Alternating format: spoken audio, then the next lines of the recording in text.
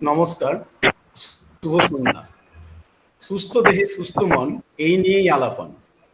আজ আমরা সকলেই উপনীত হয়েছি আলাপনের ৫৩তম পর্বে, যেটি মূলত শুরু হয়েছিল আজ থেকে ঠিক ১ বছর আগে আমাদের মহাবিদ্যালয়ের সম্মানীয় অধ্যক্ষ ডক্টর দেবপ্রসাদ সাহু মহাশয়ের অনুমতিক্রমে এবং দিক নির্দেশনায়। এবং মূলত আমরা এই আলাপনের যে মূল ভাব বা মূল ভাবনা আমরা যেখান থেকে গ্রহণ করেছিলাম, তারাও আজকে আমাদের সঙ্গে আছেন সীতারাম মাহাতো মেমোরিয়াল কলেজের সম্মানীয় অধ্যক্ষ এবং বৈঠকি তোমায় আমায় মিলের সমস্ত শ্রদ্ধেয় গুণীজনেরা। এবং সেই সঙ্গে আমাদের সঙ্গে আছেন আজকে আমাদের মহাবিদ্যালয়ের শারীরশিক্ষা বিভাগের অধ্যাপক অধ্যাপিকা এবং পূর্ববর্তী পর্বের বিভিন্ন মুখ্য আলোচকেরা, এবং সেই সঙ্গে আছেন আজকের যিনি আমাদের মুখ্য আলোচক ডক্টর রাজকুমার শর্মা মহাশয়। উপস্থিত সকলকেই যথাযোগ্য সম্মান, শ্রদ্ধা, কৃতজ্ঞতা এবং প্রণাম জানিয়ে আমরা শুরু করতে চলেছি আলাপনের ৫৩তম পর্ব। আমার সঙ্গে আছেন আলাপনের আমাদের অর্গানাইজিং সেক্রেটারি ডক্টর কেশবচন্দ্র গোপ মহাশয়, আছেন ডক্টর নিতু দত্ত মহাশয়া, আছেন ডক্টর অলোক সেন বর্মন মহাশয়।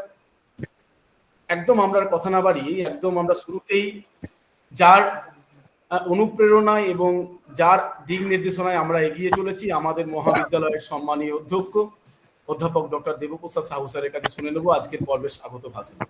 নমস্কার স্যার। নমস্কার, গুড ইভিনিং, জোহার। সুস্থ দেহ সুস্থ মন, এই নিয়ে আলাপন। জঙ্গলমহলের কাপগাড়ি অঞ্চলে ঝাড়গ্রাম জেলায় অবস্থিত সেবা ভারতী মহাবিদ্যালয়। এই সেবা ভারতী মহাবিদ্যালয় 1964 ডক্টর পি কে সেনের দ্বারা প্রতিষ্ঠিত হয়েছিল। সেই সেবা ভারতী মহাবিদ্যালয়ের শারীরশিক্ষা বিভাগের কিছু নবীন প্রজন্মের টিচার, শিক্ষক doctor Keshabchandra Gope, doctor Mrityunjoy Das, doctor Nitu Dutta, doctor Alok Sen Barman, Pradipta Giri সহ কিছু নবীন প্রজন্মের টিচারের উদ্যোগে আলাপনের মতন একটা অনুষ্ঠান আমরা শুরু করেছি, যার লক্ষ্য উদ্দেশ্য শারীরশিক্ষার বিকাশ, শারীরশিক্ষার বিস্তার লাভ করা। সারা পশ্চিমবাংলায় নয়, সারা ভারতবর্ষ তথা ভারতবর্ষের বাইরেও শারীরশিক্ষার প্রচার প্রসারকে ছড়িয়ে দেওয়া। এই উদ্দেশ্যে আজকে আমরা আলাপনের যারা পূর্ববর্তী বিশিষ্ট বক্তা ছিলেন, ডক্টর সুব্রত মল্লিক মহাশয়, ডক্টর ডিকেবি দিলীপ বন্দ্যোপাধ্যায় মহাশয় সহ যারা বিশিষ্ট ব্যক্তি আলাপনকে বিশেষভাবে সমৃদ্ধ করেছেন, মহাবিদ্যালয়ের পক্ষ থেকে তাদেরকে সবাইকে স্বাগত জানাচ্ছি। স্বাগত জানাচ্ছি আলাপনে উপস্থিত যে সকল ছাত্রছাত্রীরা, যাদের জন্যই আলাপন অনুষ্ঠান, সবাইকেই মহাবিদ্যালয়ের পক্ষ থেকে স্বাগত জানাচ্ছি। আলাপনের মতন কনসেপ্ট 100 লেকচার সিরিজের উদ্দেশ্য নিয়ে যে আমরা এগিয়েছিলাম, সেই সীতারাম মাহাতো কলেজের অধ্যক্ষ প্রিন্সিপাল ডক্টর দেবপম রাহা মহাশয়, যিনি আজকে চিফ গেস্ট হিসাবে উপস্থিত আছেন, যিনি তার অমূল্য সময় ব্যয় করে আজকে সেবা ভারতীর আলাপনে উপস্থিত হয়েছেন, ওনাকে আমি বিশেষভাবে স্বাগত জানাচ্ছি। স্বাগত জানাচ্ছি ডক্টর উদয়ন মন্ডল মহাশয়, যিনি assistant professor, department of education, Bankura university. উনি ওনার মূল্যবান সময় ব্যয় করে আলাপনকে সমৃদ্ধ করার জন্য ওনার মূল্যবান সময় ব্যয় করেছেন। ওনাকেও আলাপনের পক্ষ থেকে, মহাবিদ্যালয়ের পক্ষ থেকে বিশেষভাবে স্বাগত জানাচ্ছি। আলাপনকে সমৃদ্ধ করার ব্যাপারে যার বিশেষ উদ্যোগ, তিনি হলেন ডক্টর উজ্জ্বল মাহাতো মহাশয়, যিনি assistant professor, department of education, কোচবিহারের একটা মহাবিদ্যালয়ে উনি জয়েন করেছেন অ্যাজ অ্যাসিস্ট্যান্ট প্রফেসর হিসাবে। ওনাকেও চিফ গেস্ট হিসাবে উপস্থিত হওয়ার জন্য বিশেষভাবে স্বাগত জানাচ্ছি। আজকের আলাপনের ডিস্টিংগুইশড স্পিকার যিনি ডক্টর রাজকুমার শর্মা মহাশয়, বিশেষভাবে he was my classmate in LNIP Gwalior. ওনাকে বিশেষভাবে আমি স্বাগত জানাচ্ছি। He is associate professor Lakshmibai national institute of physical education Gwalior, যে ইউনিভার্সিটি বা যে ইনস্টিটিউশনের নাম সারা ভারতবর্ষ তথা সারা পৃথিবীতে ছড়িয়ে আছে, সেই রকম একজন ইনস্টিটিউশনের অ্যাসোসিয়েট প্রফেসর ডক্টর রাজকুমার শর্মা মহাশয়, যার খ্যাতি সারা ভারতবর্ষ তথা ভারতবর্ষের বাইরেও ছড়িয়ে আছে। বিশেষভাবে আলাপনের পক্ষ থেকে, সেবা ভারতী মহাবিদ্যালয়ের পক্ষ থেকে আমি বিশেষভাবে স্বাগত জানাচ্ছি। বক্তব্য আমি দীর্ঘায়িত করব না। আমার মতন প্রিন্সিপাল স্যার উনিও উপস্থিত আছেন, ওনাদের বক্তব্য আমরা শুনবো। আমি সবাইকেই আলাপনে উপস্থিত যে সকল সম্মানীয় ব্যক্তিবর্গ আছেন সবাইকে বিশেষভাবে আমি স্বাগত জানাচ্ছি। নমস্কার। নমস্কার, ধন্যবাদ স্যার আপনাকে। আমাদের মহাশয়, অধ্যক্ষ মহাশয় ডক্টর দেবপ্রসাদ সাহু মহাশয়ের স্বাগত ভাষণ দিয়ে আজকের 53তম পর্ব, কিন্তু যদি আমরা গোনা যায় তাহলে 365 দিন আজকে আমাদের এই সুস্থ দেহে সুস্থ মনের পূর্ণ হলো। যেহেতু 2024 লিপিয়ার, সেই জন্য আমরা শুরু করেছিলাম 30শে মার্চ 2023।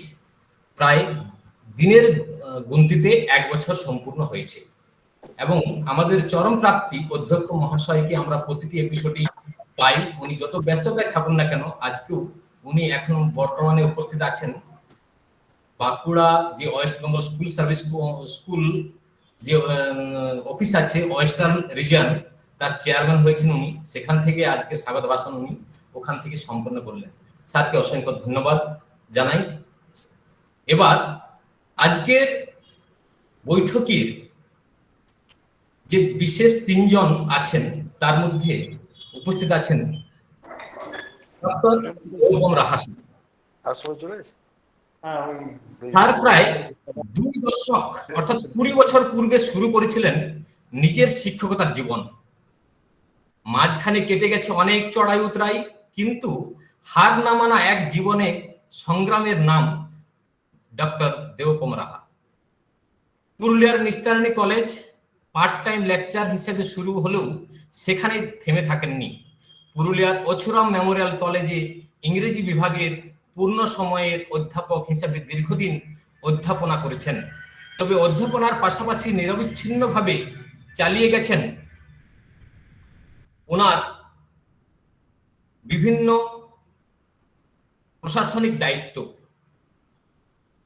বর্তমানে উনি 2021 সালের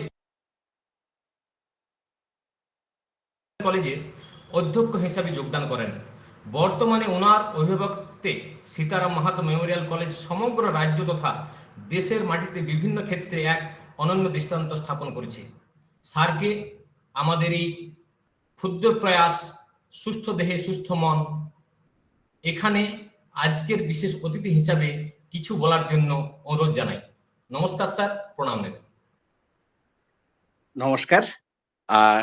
সেবা ভারতী মহাবিদ্যালয়ের মাননীয় অধ্যক্ষ মহাশয় ডক্টর দেবপ্রসাদ সাহু মহাশয়, ডক্টর কেশবচন্দ্র গোপ আলাপনের, ডক্টর বিনোদ চৌধুরী, ডক্টর মৃত্যুঞ্জয় দাস এবং সেবা ভারতী মহাবিদ্যালয়ের অন্য ফিজিক্যাল এডুকেশন ডিপার্টমেন্টের আর যারা রয়েছেন তাদের, ডক্টর উদয়ন মন্ডল বাঁকুড়া বিশ্ববিদ্যালয়ের এডুকেশন ডিপার্টমেন্টের অ্যাসিস্ট্যান্ট প্রফেসর, এবং আমার ভাতৃসম উজ্জ্বল মাহাতো, যে আমাদের কলেজ ছেড়ে কোচবিহারে মানেশ্বর সারথীবালা মহাবিদ্যালয়ে গেছে, জয়েন করেছেন অ্যাসিস্ট্যান্ট প্রফেসর হিসেবে, এবং আজকের বক্তা রাজকুমার শর্মা মহাশয় গোয়ালিয়র থেকে।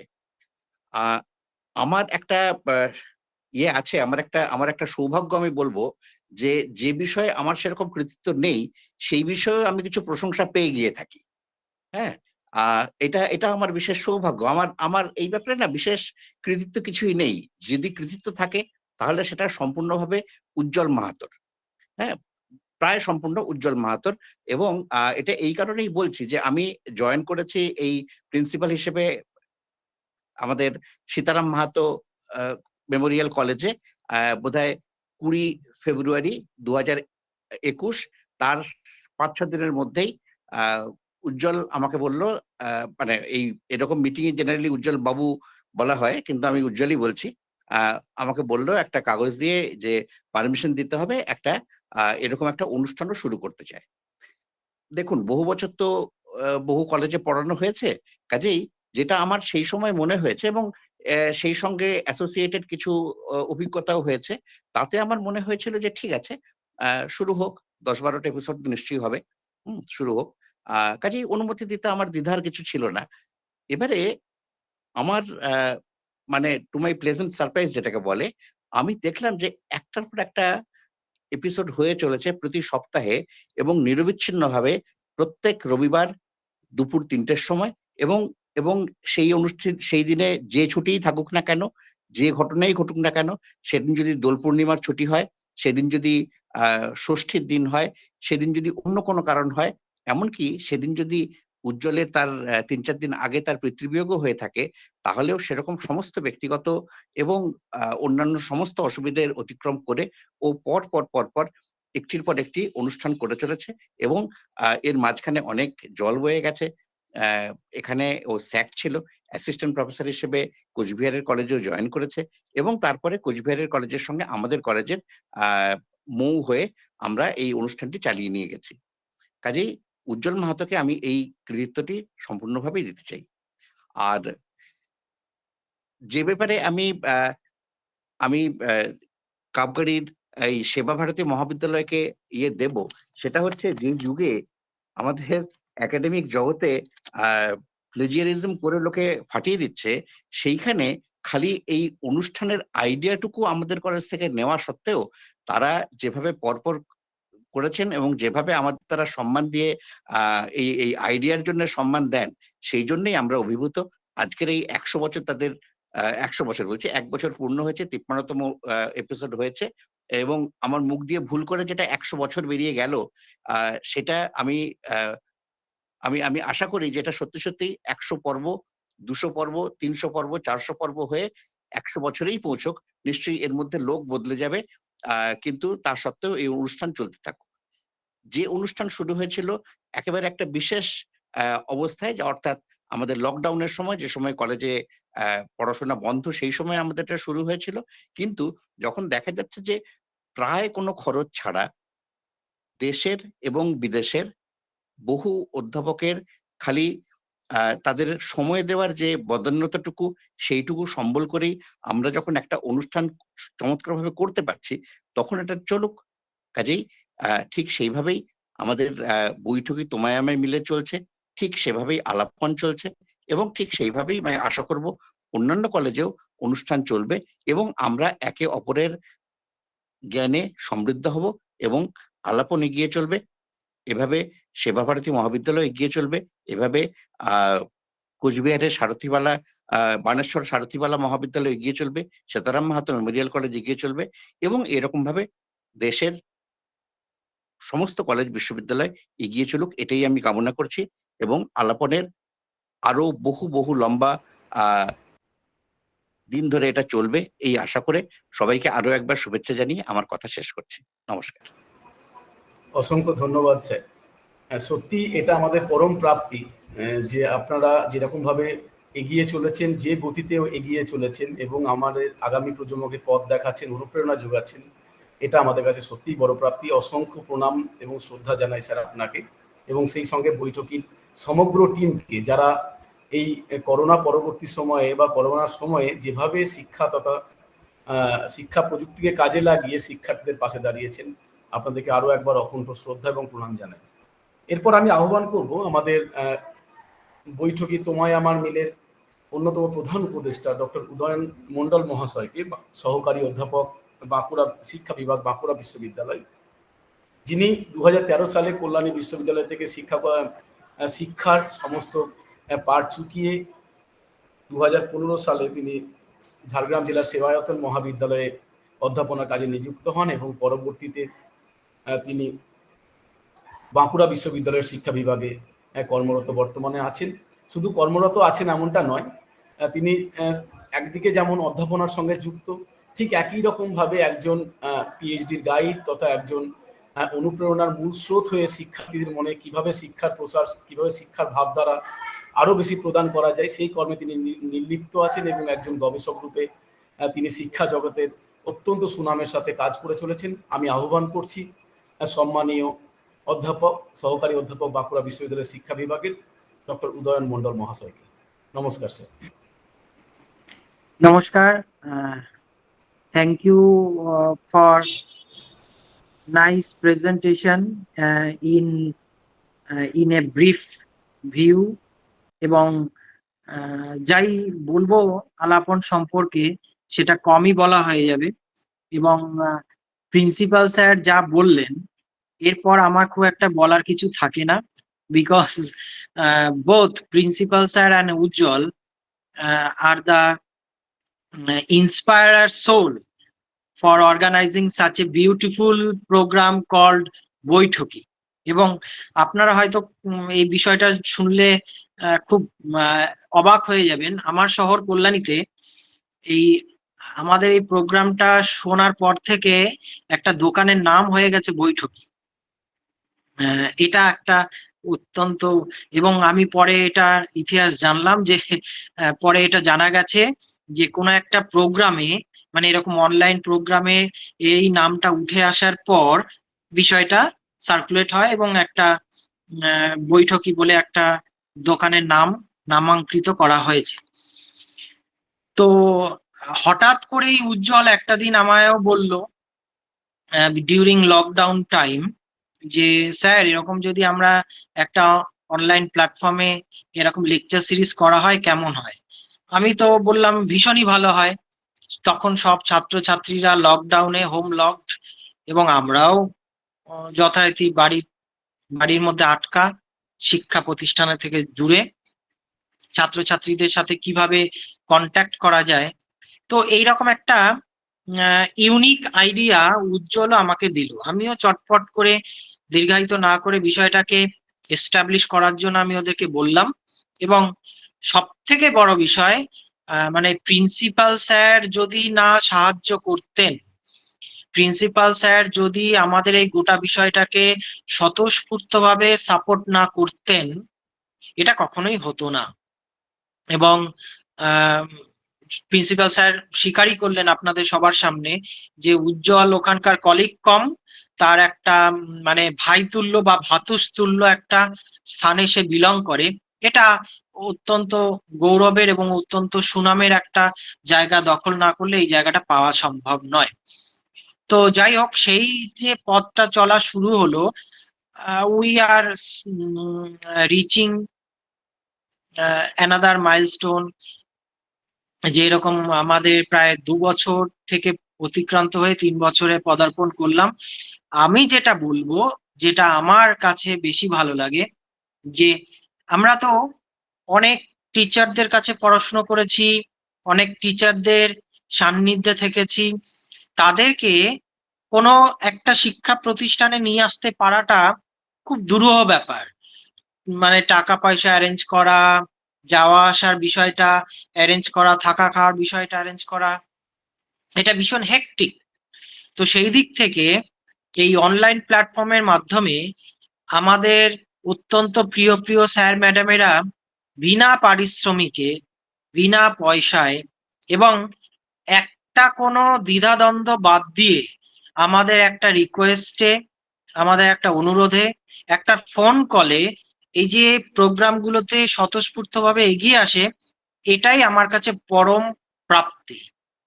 এটা একটা পিওর ফর্ম অফ লাভ। এটা যদি না হয় কখনো সম্ভব নয়। তাই দেশ থেকে, বিদেশ থেকে, ভিন রাজ্য থেকে আমরা যত রিসোর্স পার্সনদের পেয়েছি, মানে তাদেরকে আমরা মানে কৃতজ্ঞতা জানানোর ভাষা খুব একটা নেই। তাদেরকে আরো যদি আতিথ্য করা সম্ভব হতো, আমরা আরো বেশি ধন্য হতাম। তো এই দিক থেকে আমাদের বৈঠকিটা একটা পরম প্রাপ্তি, অ্যাজ ওয়েল অ্যাজ আমাদের বৈঠকির আহ, সামনে রেখে এই যে আলাপন একটা অনলাইন লেকচার সিরিজ প্ল্যাটফর্মটা ফর্ম হলো, এটার জন্য আমি আলাপনকেও ধন্যবাদ দেব, গোটা টিমকে ধন্যবাদ দেব, এবং সেবা ভারতী মহাবিদ্যালয়ের প্রিন্সিপাল থেকে শুরু করে কোঅর্ডিনেটর বা যারা যারা এখানে যুক্ত আছেন তাদেরকে স্ব স্ব স্থানে আমিও ধন্যবাদ জ্ঞাপন করতে চাই যে আপনারা যা করছেন। এবং এই যে লেকচার সিরিজটা 1 বছর অতিক্রান্ত হলো, ইট ইজ ইয়োর হার্ড লেবারের একটা প্রাপ্তি। It's a gift, it's a gift to you, to the college, to the administration of the college. এবং সব থেকে বড় বিষয় আমি এখানে রিকোয়েস্ট করব, এটা একটা কলেজ নয়, রাজ্যের একাধিক কলেজে ছড়িয়ে পড়ুক, রাজ্যে সব প্রান্তে ছড়িয়ে পড়ুক। আমাদের মূল লক্ষ্য হচ্ছে ছাত্রছাত্রীদের ওরিয়েন্ট করা, ছাত্রছাত্রীদের নলেজেবল করা, ছাত্রছাত্রীদের জ্ঞানটা প্রদান করা। মানে এমন নয় আমি খুব পড়াশোনা করে নিজেকে বিদ্বান করলাম, this is not my goal. I don't believe in this kind of sense or this kind of philosophy. আমি বিশ্বাস করি knowledge should be transacted or transmitted to the student. তবেই গিয়ে ভবিষ্যতে আমরা আরেকটা শিক্ষক, আরেকটা হার্ড লেবার পরিশ্রমী একজন কোনো ছাত্রকে আমরা পাবো। So thank you very much for inviting me.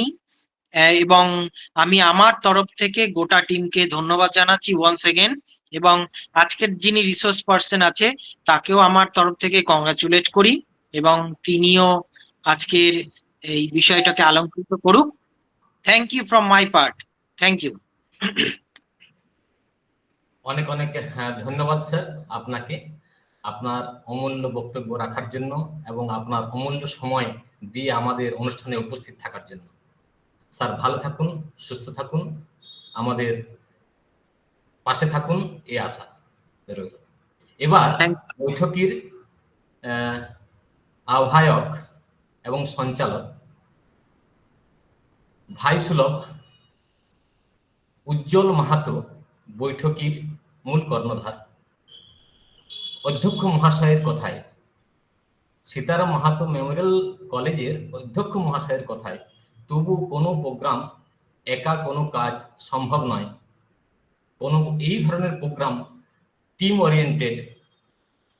আর সেই বৈঠকি তোমায় আমায় মিলে থেকেই আমাদের এই শিক্ষা। এই জন্য উজ্জ্বলের অবদান কম নয়। এই জন্য উজ্জ্বলকে আমার বাড়ি, আমার ডাকে আসতে হয়েছে, এসেছে, রাত কাটিয়েছে, আমি প্রোগ্রাম অ্যারেঞ্জ করেছি, সেই অ্যারেঞ্জ কিভাবে করতে হবে তার জন্য তার যথেষ্ট কৃতিত্ব আছে। সেই কৃতিত্ব এখানে বলা এত কম সময়ের মধ্যে সম্ভবও নয়, কিন্তু বৈঠকি না হলে হয়তো বা আমাদের আলাপনের জন্মই হতো না। উজ্জ্বল সম্পর্কে 2-4টা কথা বলি। উজ্জ্বল মহাত্মা গান্ধী কলেজ, বিদ্যাসাগর বিশ্ববিদ্যালয়, সেবায়তন শিক্ষণ মহাবিদ্যালয় এবং সিধু কানু বিরসা বিশ্ববিদ্যালয় থেকে পাঠ শেষে বর্তমানে বাঁকুড়া বিশ্ববিদ্যালয়ে ডক্টর উদয়ন মন্ডল মহাশয়ের তত্ত্বাবধানে গবেষণারত। 2017 থেকে 2023 সাল পর্যন্ত সীতারাম মাহাতো মেমোরিয়াল কলেজেই অতিথি অধ্যাপক হিসেবে নিযুক্ত ছিলেন। তখনই এই বৈঠকের জন্ম হয় এবং তারপরে বর্তমানে 2023 সালে সহকারী অধ্যাপক রূপে যোগ দিয়েছেন কোচবিহার জেলার বানেশ্বর সারথীবালা মহাবিদ্যালয়ে। ইতিমধ্যে অসংখ্য গবেষণাপত্র বিভিন্ন জাতীয় ও আন্তর্জাতিক পত্রিকা প্রকাশিত, এমনকি কয়েকটি বই লিখেছেন এবং সম্পাদনাও করেছেন। এছাড়াও অভিনয় সহ 2টি সচেতনতা ধর্মী শর্ট ফিল্ম পরিচালনা করেছেন। 2017 সালে গড়ে তুলেছেন একটি স্বেচ্ছাসেবী সংস্থা। সেই বৈঠকের আহ্বায়ক এবং সঞ্চালক মাননীয় অধ্যাপক উজ্জ্বল মাহাতো মহাশয়কে ডেকে নেব ওনার অমূল্য বক্তব্য শোনার জন্য। এবং ক্ষমা প্রার্থী राजकुमार शर्मा सर, आपको थोड़ा बेंगली झेलना पड़ रहा है। धन्यवाद सर। उज्ज्वल माहातो सर। শ্রদ্ধেয় কবিগুরুর প্রতি সম্মান জানিয়ে আমার অন্যতম অনুপ্রেরণা এবং শ্রদ্ধেয় স্বামী বিবেকানন্দের প্রতি সম্মান জানিয়ে আমি আহ, একটি ছোট্ট গানের একটা স্তবকের মধ্যে দিয়ে আমি আমার একেবারে ক্ষুদ্র বক্তব্য আমি বলবো। আজ এক তারার ছিলা তোমার স্পর্শ চাই, এক তারার ছিলা তোমার স্পর্শ চাই, যদি টঙ্কার দাও তুমি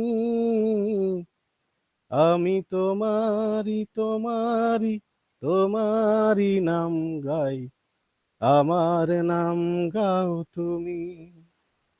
আমি তোমারি তোমারি তোমারি নাম গাই, আমার নাম গাও তুমি। শ্রদ্ধেয় কালিকা প্রসাদ ভট্টাচার্যের কথায় এবং সুরে বঙ্গদেশের মুক্তিযুদ্ধের একটা প্রেরণাদায়ী এই যুগান্তকারী গান সে সময় মানুষকে জাগ্রত করেছিল, সচেতন করে তুলেছিল এবং বিদ্রোহমুখী করে তুলেছিল।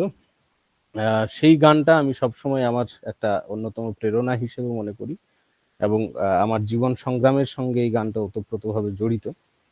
শ্রদ্ধেয় ডক্টর কেশবচন্দ্র গোপ, ডক্টর মৃত্যুঞ্জয় দাস আমার বড় দাদার মতো, সেবা ভারতী মহাবিদ্যালয়ের সম্মাননীয় অধ্যক্ষ ডক্টর দেবপ্রসাদ সাহু মহাশয়, ডক্টর দেবপম রাহা মহোদয়, ডক্টর উদয়ন মণ্ডল মহোদয়, ডক্টর রাজকুমার শর্মা মহোদয়, ডক্টর এস মল্লিক মহোদয় এবং আজকের এই আলাপনের থেকে উপস্থিত সমস্ত শ্রদ্ধেয় গুণীজন, শিক্ষানুরাগী ব্যক্তিবর্গকে আমার যথাযোগ্য সম্মান, শ্রদ্ধা এবং প্রণাম জানিয়ে আমার অতি সংক্ষিপ্ত বক্তব্য শুরু করছি।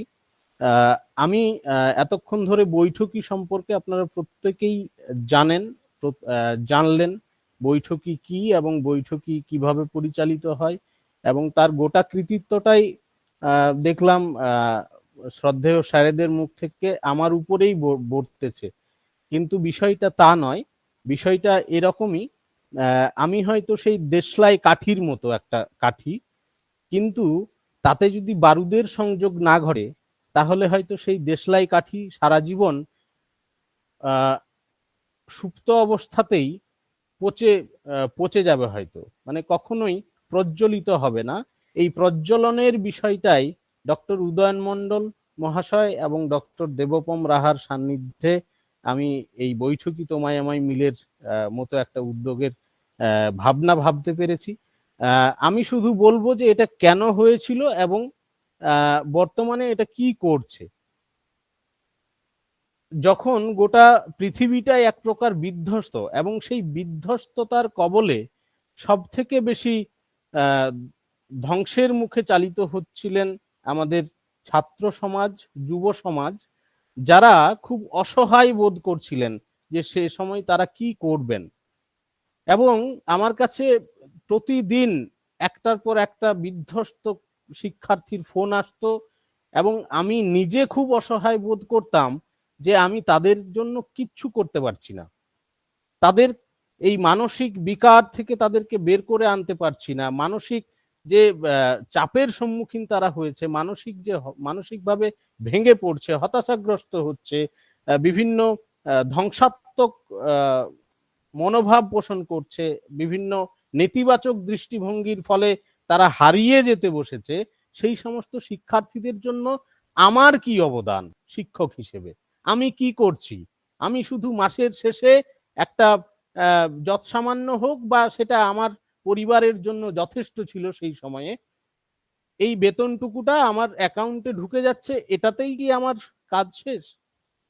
আমি দেখলাম যে লকডাউনের সময় একাধিক শিক্ষার্থী যারা সুইসাইড অ্যাটেম্প্ট করতে চেয়েছিল, সুইসাইড অ্যাটেম্প্ট করেও ছিল, কিন্তু তাদেরকে আমার মতো করে যতটুকু পেরেছি তাদেরকে নির্দেশনা, পরামর্শ বা সাহায্য করে আমি তাদেরকে সেই মুখ থেকে, সেই মরণ মুখ থেকে আমি তাদেরকে ফিরিয়ে আনতে সচেষ্ট হয়েছি, ফিরিয়ে আনার চেষ্টা করেছি।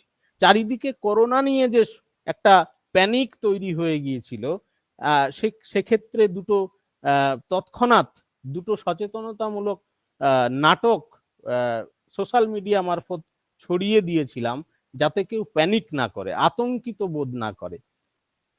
ঠিক এই রকম একটা জায়গা থেকেই ভেবেছিলাম যে শিক্ষার্থীদের এই যে নেতিবাচক প্রভাব, সেখান থেকে ইতিবাচকতায় কিভাবে আনা যায়। তখনই মনের মধ্যে এই ভাবনাটা এলো, কিন্তু এই ভাবনাটা আরো অনেক আগে থেকে।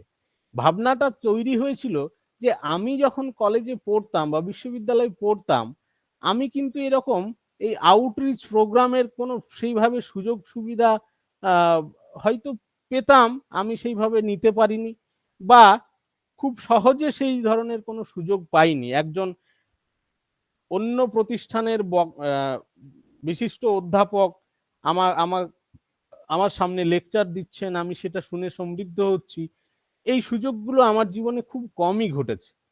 আমি এই ভাবনা থেকেও বৈঠকির জন্ম, যে আমার শিক্ষার্থীরা কেন এই অভাবটা বোধ করবে, কেন এই অভাবটার মধ্যে থাকবে। আমি যদি সচেষ্ট হই তাহলে মনে হয় এই অভাবটা তাদের অনেকটাই পূরণ হবে, এই ভাবনা থেকে। এবং দ্বিতীয়ত আরো একটা ভাবনা ছিল, বিশেষ করে আমার সেই মানে সেই সময়ে এখনো যদিও বিষয়টা আছে, পুরুলিয়ার ছেলে মেয়েদের মধ্যে কথা বলার প্রবণতা অনেক কম। আমরা কমিউনিকেশন করতে ভয় পাই, পাছে ভুল এই বশত আমরা কমিউনিকেট করতেই ভয় পাই, যে যদি কিছু ভুল হয়ে তার থেকে মুখ বন্ধ করে রাখাই ভালো। এই এবং তার পাশাপাশি আমরা শুধু শুনতে অভ্যস্ত, কোনো প্রশ্ন তৈরি করতে অভ্যস্ত নয়, কোনো প্রশ্ন জিজ্ঞাসা করতে অভ্যস্ত নয়। এই যে টোটাল যে কমিউনিকেশন স্কিল, এই কমিউনিকেশন স্কিলটাও আমাদের একটা অন্যতম গুরুত্বের বিষয় ছিল, এবং তার পাশাপাশি জ্ঞান তো রয়েইছে। কিন্তু এটা যখন শুরু হয়, এই শুরু হওয়াটাও কিন্তু এত সহজ ছিল না। আমাকে প্রচন্ড বেগ পেতে হয়েছিল, আমাকে থামানোর চেষ্টা হয়েছিল, আমাকে বন্ধ করে দেওয়ার চেষ্টা হয়েছিল, আমাকে একেবারে এটা যাতে মানে এই প্রোগ্রামটা যাতে সব দিনের জন্য বাতিল হয়ে যায়, বা এটা কোনোদিন যাতে উঠে দাঁড়াতে না পারে, সেই চেষ্টাও বহু হয়েছে বিভিন্ন মহল থেকে। কিন্তু আমি থেমে থাকিনি, এবং এই থেমে না থাকার পেছনে যে দুটো মানুষ আমাকে সব থেকে বেশি প্রেরণা জুগিয়েছেন, যে দুটো মানুষ সব থেকে বেশি সাহস জুগিয়েছেন, সেটাই ওনারা দুজনই উপস্থিত, ডক্টর মন্ডল এবং ডক্টর দেবপ্রসাদ রাহা। সাহস জুগিয়েছিলেন, আমি দুঃসাহসী হয়ে এগিয়ে যেতে পেরেছিলাম বৈঠকি তোমায় আমায় মিলের মতো একটা উদ্যোগকে সঙ্গী করে। এবং তাতে এই বৈঠকি মডেলকে অনুসরণ করে সুদূর ঝাড়গ্রাম জেলা, পশ্চিম মেদিনীপুর জেলা, পূর্ব মেদিনীপুর, পশ্চিমবঙ্গের বিভিন্ন প্রতিষ্ঠানে এটা শুরু হয়েছিল। কিন্তু তারা ওই 10টা 15টা, খুব জোরে 20টা এই অবধি গেছে, তারপরে বন্ধ হয়ে গেছে। এবং সেগুলোতে আমার বিশেষভাবে খারাপও লেগেছে, যে সেগুলো শুরু হলো একটা আশা জুগিয়ে, আবার শেষ হয়ে গেল নিমেষের মধ্যে, মরীচিকার মতো ব্যাপারটা হয়ে গেল। কিন্তু আমি অশেষ কৃতজ্ঞতা জানাই, আমি অত্যন্ত গৌরবান্বিত বোধ করছি আলাপনের উদ্যোক্তাদের কাছে, ওনাদের এই উদ্যোগের প্রতি বিশেষ কৃতজ্ঞতা জানাচ্ছি, কারণ ওনারা সেই দুঃসাহসটা দেখিয়েছেন, এবং একটা প্রতিজ্ঞাবদ্ধ চিত্তে ওনারা প্রথম থেকেই নির্দিষ্ট করে নিয়েছেন যে আমাদের 100 পর্বে পৌঁছতেই হবে। এর জন্য গোটা আলাপন পরিবারকে আমি বিশেষ কৃতজ্ঞতা এবং নমস্কার জানাই। এবং আমার নয়, বৈঠকি পরিবারের আরো একটা গর্বের বিষয়, যে এই আলাপন নামকরণের দায়ভার পড়েছিল বৈঠকি পরিবারের ওপরই। এবং আমি বিশেষভাবে কৃতজ্ঞতা জানাই ডক্টর কেশবচন্দ্র গোপ দাদাকে, যে উনি এই আলাপন নামকরণটিকে গ্রহণ করেছেন, এবং গোটা সেবা ভারতী মহাবিদ্যালয় পরিবার এই আলাপন নামকরণটিতে সমর্থন জুগিয়েছেন। আমি আর দীর্ঘায়িত করছি না, ডক্টর রাজকুমার শর্মা স্যারের বক্তব্য শোনার জন্য সকলেই অধীর অপেক্ষায় আগ্রহ দেখাচ্ছেন, অপেক্ষারত আছেন। আমি আলাপনের উত্তরোত্তর শ্রী বৃদ্ধি কামনা করে আমি সকলকে আবারও একবার নমস্কার শ্রদ্ধা এবং প্রণাম জানিয়ে আলাপন আরো উত্তর ভাবে এগিয়ে যাক। আলাপন যে কোনো সময়, যে কোনো ভাবে, যে কোনো প্রকারের সহযোগিতার জন্য বৈঠকির কাছে আদেশ, নির্দেশ বা অনুরোধ জানালে আমরা সবসময় আলাপনের পাশে আছি, সঙ্গে আছি, সাথে আছি। এই বলে আমি আমার ক্ষুদ্র বক্তব্য শেষ করছি। ক্ষুদ্র বলেছিলাম, ক্ষুদ্র কিন্তু হয়ে গেল বৃহৎ। যাই হোক, আর সময় নষ্ট করছি না। সকলকে আবারও শ্রদ্ধা, নমস্কার এবং প্রণাম জানিয়ে আমি এখানেই শেষ করছি। ধন্যবাদ।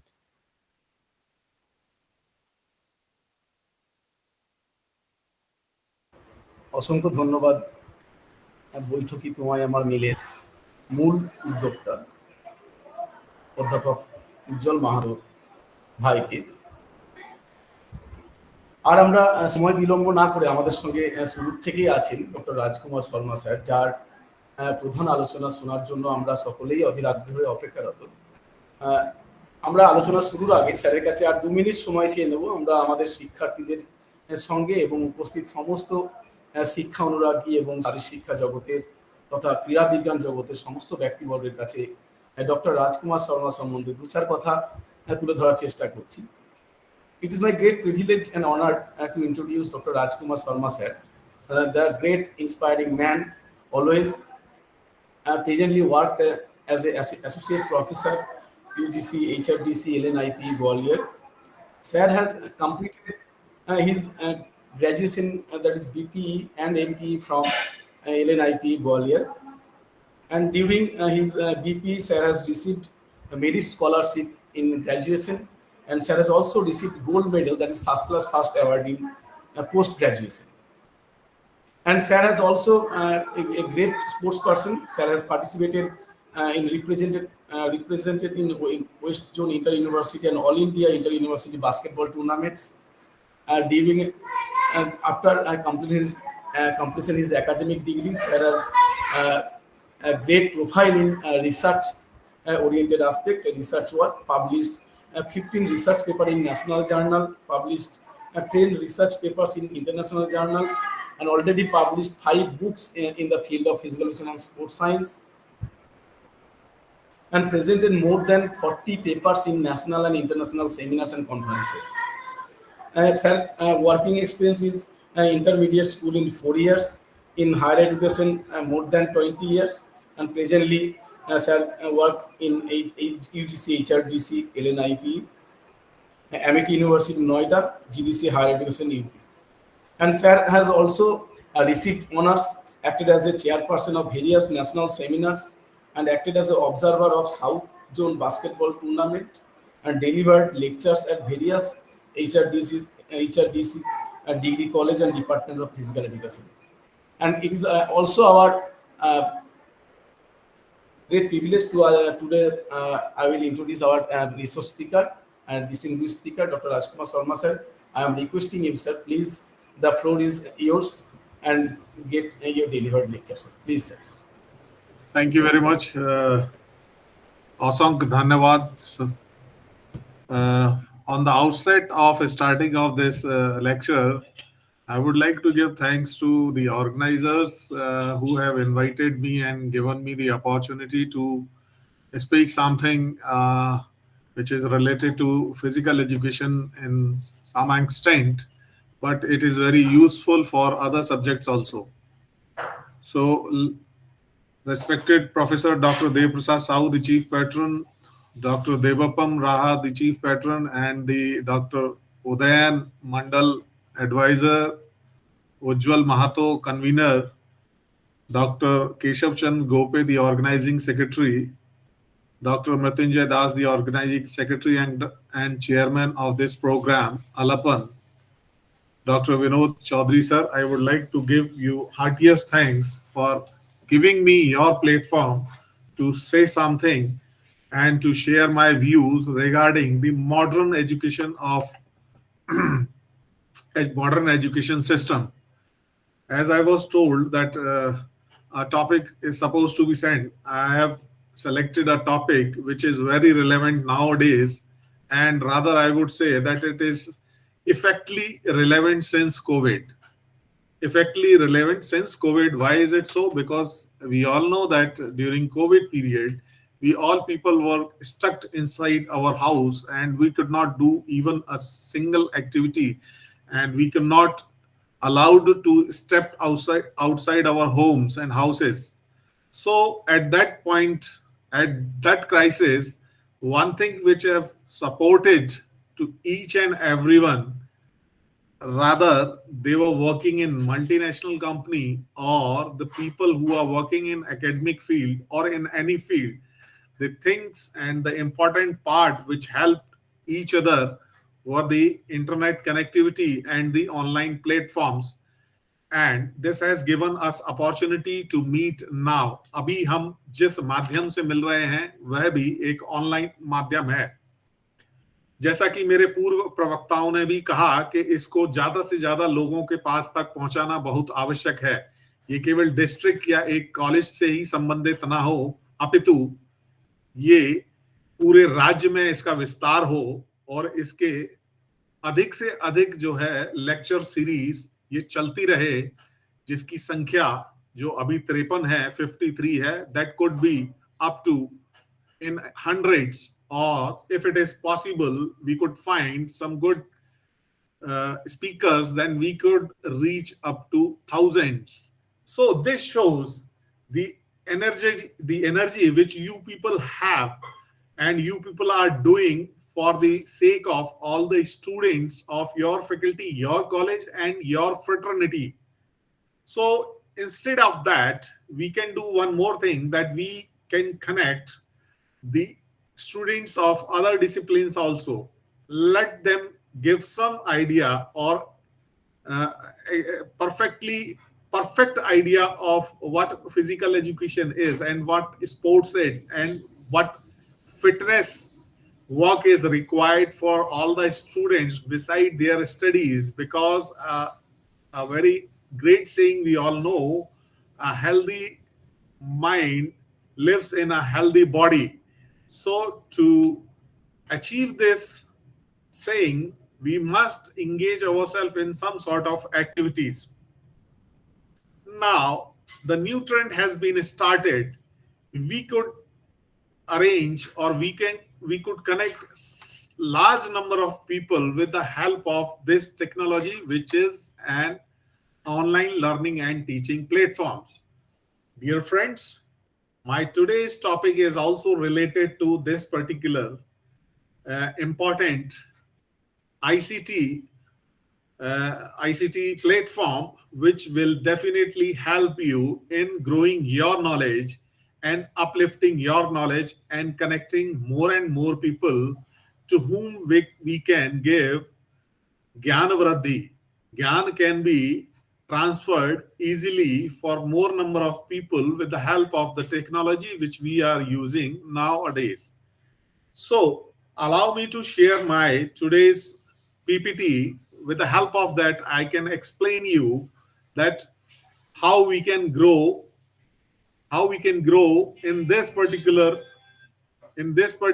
subject or in this particular field with the help of the important aspects of ICT which are working around us, which are working nearby us, or taking help from them. We can learn a more other than our subject. And definitely if you connect that with your subject, with your field, you will be delighted to learn something new, and you will be enhanced with the new knowledge that can be engaged in our field.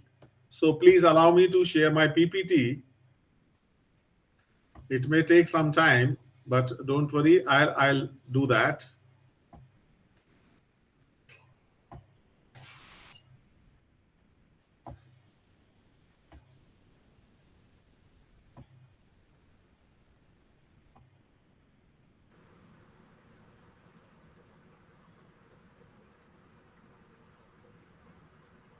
It is uploading, so it may take few minutes. So please allow me.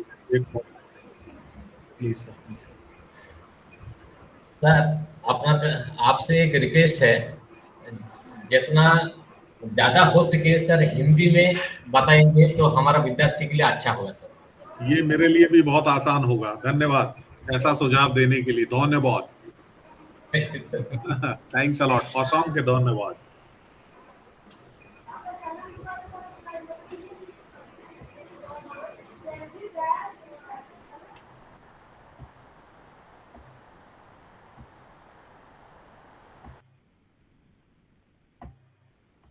Upload होने में थोड़ा समय लग रहा है, इसलिए मुझे थोड़ा सा समय दीजिए।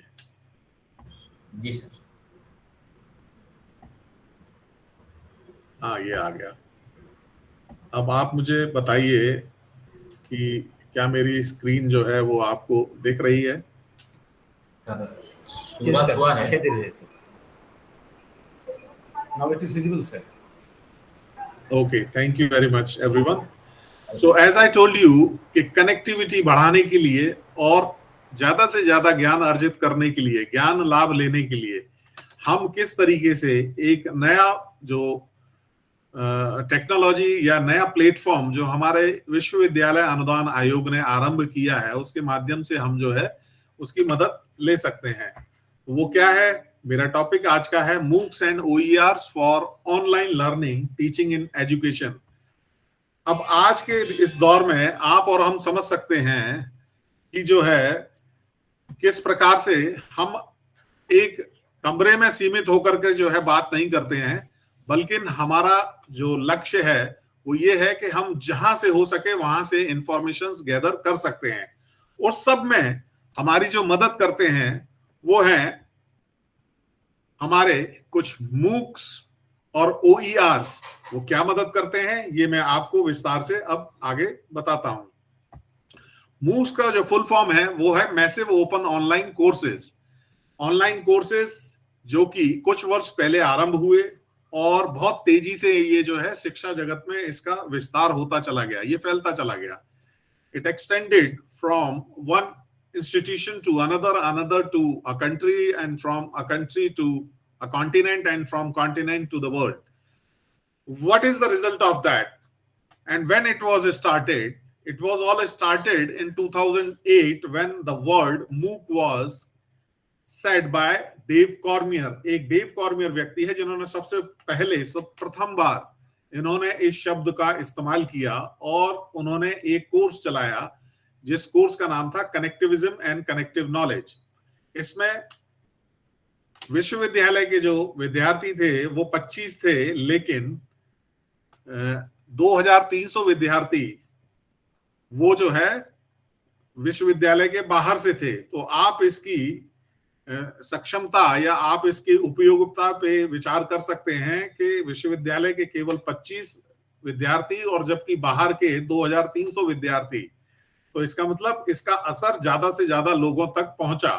ठीक उसी प्रकार से जैसे अभी हमारे एक वक्ता ने सुझाव दिया था कि इसको ज्यादा से ज्यादा लोगों तक पहुंचाएं, तो वो उस चीज में कौन सी चीजें मदद करेंगी, वो ये कुछ बातें हम इसमें बता रहे हैं। उसके पश्चात मैसेच्यूसेट्स इंस्टीट्यूट ऑफ टेक्नोलॉजी, जिसको हम MIT के नाम से जानते हैं, इन्होंने 2011 में एक ओपन कोर्स वेयर स्टार्ट किया और जिसके पश्चात 2012 में इसमें जो है Harvard spearheaded the initiative of promotion of MOOCs. 2011 में ये शब्द और इसकी उत्पत्ति हुई MIT में। उसके 2012 के बाद उसको जो है कई कोर्सेज में इसको रन करना शुरू कर दिया।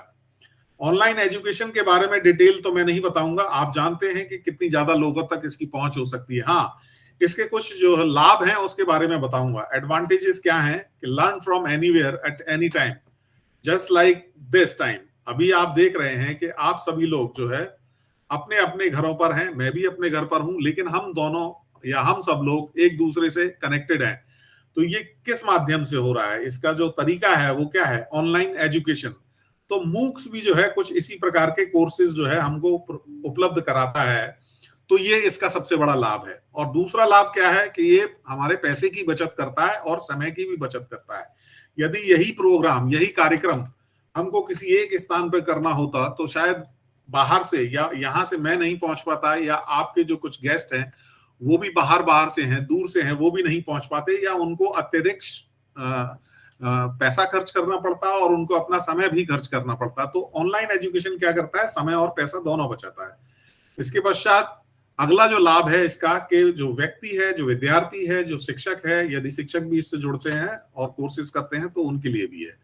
तो विद्यार्थी जो है वो अपनी स्पीड से उसको जो है कई बार में उसको पढ़ सकता है, रिवाइज कर सकता है, क्योंकि उसके पास पूरा स्टडी मटेरियल अवेलेबल होता है मूक कोर्सेज में। अच्छा, इसके बहुत सारे कोर्सेज जो है वो रिकॉग्निशन भी है, उनको रिकॉग्नाइज्ड हैं, इसलिए हम ये ऑनलाइन कोर्सेज को जो है ले सकते हैं। इसके कुछ हानि भी हैं, इसके कुछ नुकसान भी हैं, वो भी मैं यहाँ पर बताना उचित समझता हूँ कि कई बार क्या होता है कि chances of distractions are very high, जो ध्यान भटकने की वाली बात इसमें हो सकती है, क्योंकि विद्यार्थी अकेला होता है, अपने घर परिवार के साथ होता है और उसके सहपाठी उसके साथ नहीं होते, साथ पढ़ने वाले विद्यार्थी उनके साथ नहीं होते हैं, तो हो सकता है कि वो भूल जाए या उसको अटेंड ना करे या उसको बीच में ही छोड़ दे। तो ऐसे चांसेस बहुत रहते हैं, इसका नुकसान है। दूसरा, कुछ ऑनलाइन फ्रॉड कोर्सेज भी चल रहे हैं, उससे सभी को बचना है और ऐसे कोर्सेज को नहीं अडॉप्ट करना है या नहीं जो है रजिस्टर करना है अपने आप को। इसका एक बहुत बड़ा नुकसान शारीरिक शिक्षा में है और भी अन्य जो विधा हैं, जो अन्य विषय हैं, उसमें भी जो है नुकसानदायक है। क्यों? क्योंकि शारीरिक शिक्षा एक प्रैक्टिकल ओरिएंटेड कोर्स है, लेकिन इसके कुछ थियोरिटिकल सब्जेक्ट हैं जिसको हम इसमें कवर कर सकते हैं ऑनलाइन एजुकेशन के माध्यम से और अपने विद्यार्थियों को ज्यादा से ज्यादा जो है नॉलेज दे सकते हैं। इसके पश्चात वो कौन से माध्यम है जिससे हम ऑनलाइन एजुकेशन को जो है बढ़ावा दे सकते हैं या उनसे लोगों को जोड़ सकते हैं? वो है टीवी चैनल्स हैं, ओपन एयर है, ऑन एयर हैं, ई टेक्स्ट बुक्स हैं, national repository of open educational resources हैं, ई लर्निंग प्रायोरिटीज हैं और इसी के हिसाब से जो कैलेंडर्स बनते हैं वो हैं। अब गवर्नमेंट ऑफ इंडिया ने इसके लिए क्या इनिशिएटिव्स लिए हैं? जो मूक्स है, जो मैं आपको बता रहा हूं कि massive open online courses, it is always available for every people and अब यहाँ पर जो है भारत सरकार ने एक digital initiative in higher education में जो आरंभ किया, जिसके बहुत सारे प्लेटफॉर्म्स हैं जिससे जुड़ करके आप ज्ञान अर्जन कर सकते हैं और आप अपने विषय से जुड़े हुए कुछ कोर्सेस उसमें ढूंढ करके आप उनको अटेंड कर सकते हैं। ये भी आपके लिए फायदेमंद हो सकते हैं।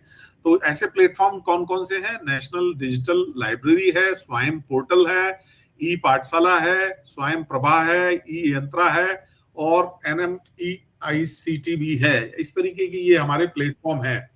यदि हम बात करें कि भारत में ऑनलाइन लर्निंग की क्या स्थिति है, तो ग्रॉस एनरोलमेंट रेशियो जो आता है भारत में वो केवल 24% है, और जबकि इसी को यदि हम कंपेयर करें रशिया से तो वहां 71% है और यूएसए में 84% है। इसका सबसे बड़ा जो कारण हो सकता है वो ये हो सकता है कि इंटरनेट अवेलेबिलिटी जो है पूरे भारतवर्ष में एक जैसी नहीं है। ये कारण हो सकता है, इसलिए यहाँ पर एनरोलमेंट रेशियो कम है और ये कोविड से पहले का पूरा डेटा है और कोविड के बाद हो सकता है कि इसमें कुछ ना कुछ बढ़ोतरी हुई होगी।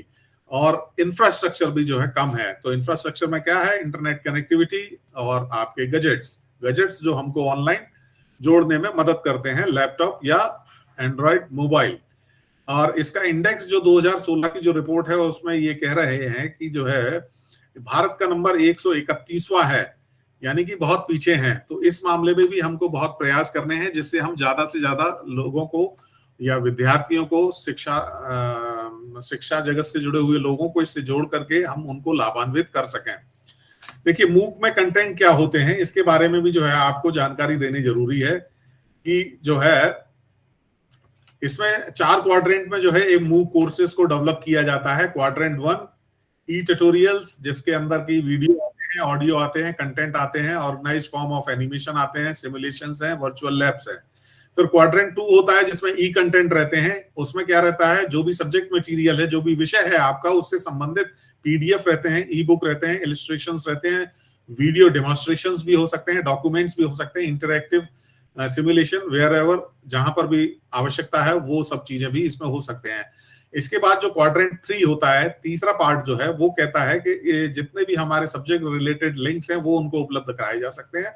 ओपन कंटेंट ऑन इंटरनेट जो भी अवेलेबल है, ओपन से तात्पर्य जो कि फ्रीली अवेलेबल है, यानी कि कोई भी उसका इस्तेमाल कर सकता है, उसको हम ओपन कंटेंट कहते हैं। जो इंटरनेट पे उपलब्ध है वो छात्रों तक पहुंचाना है। इससे संबंधित, आपके विषय से संबंधित यदि कोई केस स्टडी है या एडिटिकल फॉर्मेशन है या हिस्टोरिकल डेवलपमेंट उसका जो भी है, उस विषय का, उस प्रोग्राम का, तो वो भी उनको जो है बताना है, उनको जानकारी देनी है छात्रों को। क्वाड्रेंट 4 जो है आपका है वो है सेल्फ असेसमेंट, जिसमें कि एमसीक्यू प्रॉब्लम्स होती हैं, एग्जाम होता है। बिल्कुल ठीक उसी तरीके से आपके मूक कोर्सेज चलते हैं, जैसे कि आपका सामान्य जो है शिक्षा जो सिस्टम चलता है उसी तरीके से पहले आपके क्लासेस होंगे, फिर उसके पश्चात आपको जो है एग्जाम देना होगा और एग्जाम में आपको पास होना है। उसी तरीके से इसमें भी जो है कुछ प्रॉब्लम्स, क्विजेस, असाइनमेंट वगैरह और एमसीक्यूज दिए जाते हैं, जिसको आप अटेम्प्ट करके या उसको पास करके आप उन मूक कोर्सेज के जो है सर्टिफिकेट ले सकते हैं। ये हायर एजुकेशन के टीचर से संबंधित है, इसको मैं यहाँ पर उल्लेख नहीं करूंगा, लेकिन मैं OERs के बारे में जरूर बताऊंगा। OERs क्यों फायदेमंद है? क्या होता है कि विषय वस्तु या सिलेबस में जो बुक्स हैं, कई बार हमको अच्छी बुक्स अवेलेबल नहीं हो पाती हैं कहीं पर, और हम जब ऑनलाइन जाकर के उन सारे सब्जेक्ट मटेरियल को ढूंढते हैं तो वहां पर कुछ जो है पेड वर्जन भी होते हैं, यानी कि जिसके लिए आपको कुछ पैसा खर्च करना पड़ेगा, किंतु जो फ्री में अवेलेबल है वो है ओपन एजुकेशनल रिसोर्सेज। तो वो रिसोर्सेज की जो है कहां से आपको मिलेंगे और क्या होगा? अब OER हम किसको कहते हैं? जो फ्रीली अवेलेबल हो, जो जिसके लीगल राइट हर किसी के पास हो कि वो उसको रीयूज कर सके, रिवाइज कर सके, रिमिक्स कर सके और रीडिस्ट्रीब्यूट और रिटेन कर सके। ऐसा कोई भी मटेरियल जिसको आप फ्रीली इस्तेमाल नहीं कर सकते हैं तो वो OER नहीं हो सकता। यानी OER वही है जिसके लीगल राइट है रीयूज, रीमिक्स और रिवाइज कर सके और फ्रीली यूज कर सके, उसको हम OERs कहते हैं। क्रिएटिव कॉमन एक शब्द आता है आजकल, ये टर्मिनोलॉजीज और बहुत इस्तेमाल होता है बुक्स में, और जितना भी लर्निंग टीचिंग मटेरियल अवेलेबल है ऑनलाइन प्लेटफॉर्म्स पे, वो ये सिंबल्स का इस्तेमाल करते हैं जिससे हमको जानकारी हो सके कि कौन सा सब्जेक्ट मटेरियल फ्रीली है और किसके लिए हमको पेमेंट करना है, कौन सा हम रीयूज नहीं कर सकते और कौन सा रिवाइज नहीं कर सकते। उसके लिए ये चार्ट मैंने एक बना करके यहाँ पे रखा है, जिसको देख करके आप समझ सकते हैं कि जो फर्स्ट सिंबल है वो है एक 0 है और बीच में कट है, और उसके बाद फिर ऊपर से वो ब्लॉक्ड है, पूरा बॉक्स है उसका। तो वो पब्लिक डोमेन में है, जो कि जिसके लिए जो परमिशंस है हमारे पास वो कौन कौन सी है? एट्रीब्यूशन, यानी कि आप उसके जिसने उसको ओरिजिनली क्रिएट किया है उसका नाम आपको अपने उसमें दर्शाना है कि नहीं दर्शाना है। तो यहाँ पर ये लिखा है कि वो फ्रीली अवेलेबल है, आपको कोई आवश्यकता नहीं है उसका नाम अंकित करने के लिए, अर्थात you need not to attribute that, यानी कि उनको ये बताने की जरूरत नहीं है ये कहाँ से लिया है या किससे लिया है। इसको अलाउ को भी कर सकते, ये रिमिक्स भी कर सकते हैं, इसको कमर्शियल भी यूज कर सकते हैं, और अदर कुछ अन्य कार्य हैं उनके लिए भी आप इनका इस्तेमाल कर सकते हैं। दूसरा सिंबल है CC BY, इसमें जो है आपको एट्रीब्यूट करना है, मींस जो मेन ओनर है, मेन ऑथर है, उसके बारे में आपको बताना है कि ओरिजिनल राइटर ये है, और बाकी सब परमिशन ग्रीन में है तो वो सब परमिशन है। उसके बाद नीचे चलते जाएंगे तो लास्ट में आते हैं हम, जिसके अंदर CC BY NC NA करके है, नो करके है, यानी कि एट्रीब्यूशन जरूरी है, नॉन कमर्शियल, यानी कि आप इसको कमर्शियली यूज नहीं कर सकते, और इसको डेरिवेटिव्स यानी कि इसमें कुछ बदलाव भी नहीं कर सकते। और जब यहाँ पर सबसे नीचे वाले को आप देखेंगे तो ज्यादातर बॉक्सेस में यानी कि परमिशंस में नो नो नो लिखा हुआ है, और केवल येलो एक है जिसमें यस है कि आपको एट्रीब्यूट करना है। तो इस तरीके से ये सिंबल्स देख करके हम समझ सकते हैं कि जो सब्जेक्ट मटेरियल हम पढ़ रहे हैं या हम किसी असाइनमेंट में या किसी प्रोजेक्ट में सबमिट कर रहे हैं अपना नाम लेकर के, उसको हमको जो है किस तरीके से वो हमारे लिए यूजफुल है कि नहीं, या उसके लिए हम कमर्शियली यूज कर सकते हैं कि नहीं, या उसको चेंज कर सकते हैं कि नहीं। बहुत सारे ऐसे देखा गया है कि BPEd में जो फाइल्स वगैरह बनाते हैं, जो स्पोर्ट्स की जो प्रोजेक्ट बनाते हैं, असाइनमेंट्स बनाते हैं, उसमें जो वहां पर जो पुरानी फाइल्स होती हैं उसी को देख करके बच्चे जो है कॉपी करते रहते हैं, जबकि ऐसा नहीं करना चाहिए। आपको अपने मस्तिष्क का, अपने ज्ञान का पूरा उपयोग करना चाहिए, और आपको अगर कोई चीजें आपको लाइब्रेरी में उपलब्ध नहीं हो रही है तो at least you go for this on to internet facility, use the internet facility and go online for the different platforms and collect the datas from there और इंफॉर्मेशंस फ्रॉम देयर। यानी कि आप ऑनलाइन जो है इंफॉर्मेशंस कलेक्ट कर सकते हैं उस गेम खेल से संबंधित, और यदि उसमें कुछ नया आया है, भले ही समझ लीजिए नियम से संबंधित नया आया है, भले ही समझ लीजिए उसके रूल्स और रेगुलेशंस में कोई ऑफिशिएटिंग में कोई बदलाव आया है तो वो आपको अपने प्रोजेक्ट में और असाइनमेंट में मेंशन करना चाहिए। तो वो कहाँ से आप कलेक्ट करेंगे? वो कलेक्ट करेंगे OER से, यानी कि ओपन एजुकेशनल रिसोर्सेज से। अब यहाँ पर समझने वाली बात यह है और चिंता का विषय यह है कि हम ऑनलाइन इसको OERs को कहाँ से जो है ढूंढ सकते हैं या कहाँ से इस्तेमाल कर सकते हैं, ये मिलेंगे कहाँ? इससे संबंधित एक कॉन्फ्रेंस जो है 2015 में हुई थी, उसके पश्चात जो है बहुत सारे देशों ने इस ओर काम किया है शिक्षा से related. As we all know that NEP 2020 also says that our education should be at par with or should have equal opportunities with the other parts of the world। यानी कि विश्व में जो शिक्षा सिस्टम चल रहा है उसके हिसाब से और उसके समकक्ष हमको भी चलना है। तो इसलिए बहुत सारे बदलाव NEP 2020 में भी किए गए हैं, जिससे कि हम एक दूसरे को या एक दूसरे के कार्यों को या एक दूसरे यहाँ से वहां या वहां से यहाँ जो है विद्यार्थियों का आदान प्रदान कर सकें, और वो अगर यहाँ पढ़ना चाहते हैं तो उनकी डिग्री मिलने में उनको कोई परेशानी नहीं हो, और जब कोई छात्र यहाँ से बाहर पढ़ने जाता है तो उसको भी डिग्री और उपाधि मिलने में कोई परेशानी ना हो।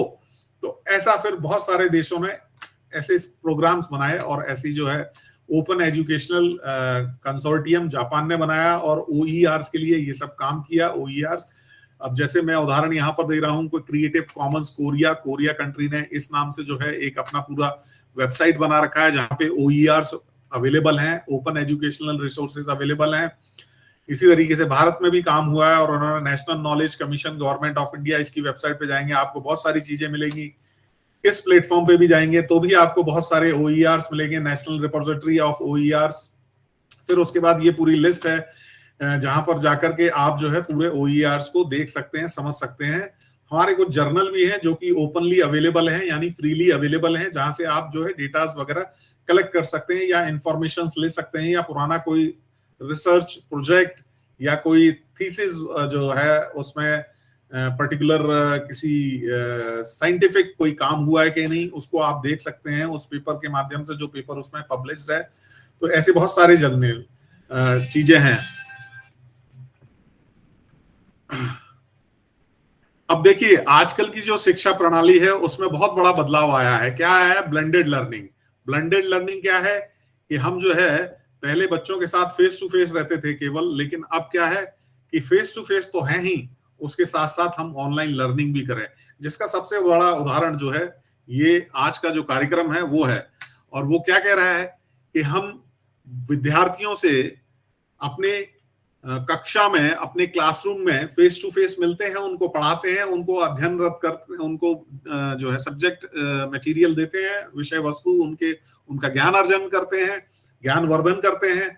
लेकिन आज का जो एजुकेशन सिस्टम है वो जो टर्न हो रहा है, जो मुड़ रहा है और काफी हद तक मुड़ भी गया है, वो ये है कि फेस टू फेस के साथ साथ हमको ऑनलाइन टीचिंग लर्निंग को भी इसमें शामिल करना चाहिए, जो कि यहाँ पर किया ही जा रहा है। ये एक उदाहरण के साथ आप समझ सकते हैं। अब देखिए फ्लिप्ड क्लासरूम, आजकल ये सिस्टम भी जो है बहुत सारे आ रहे हैं।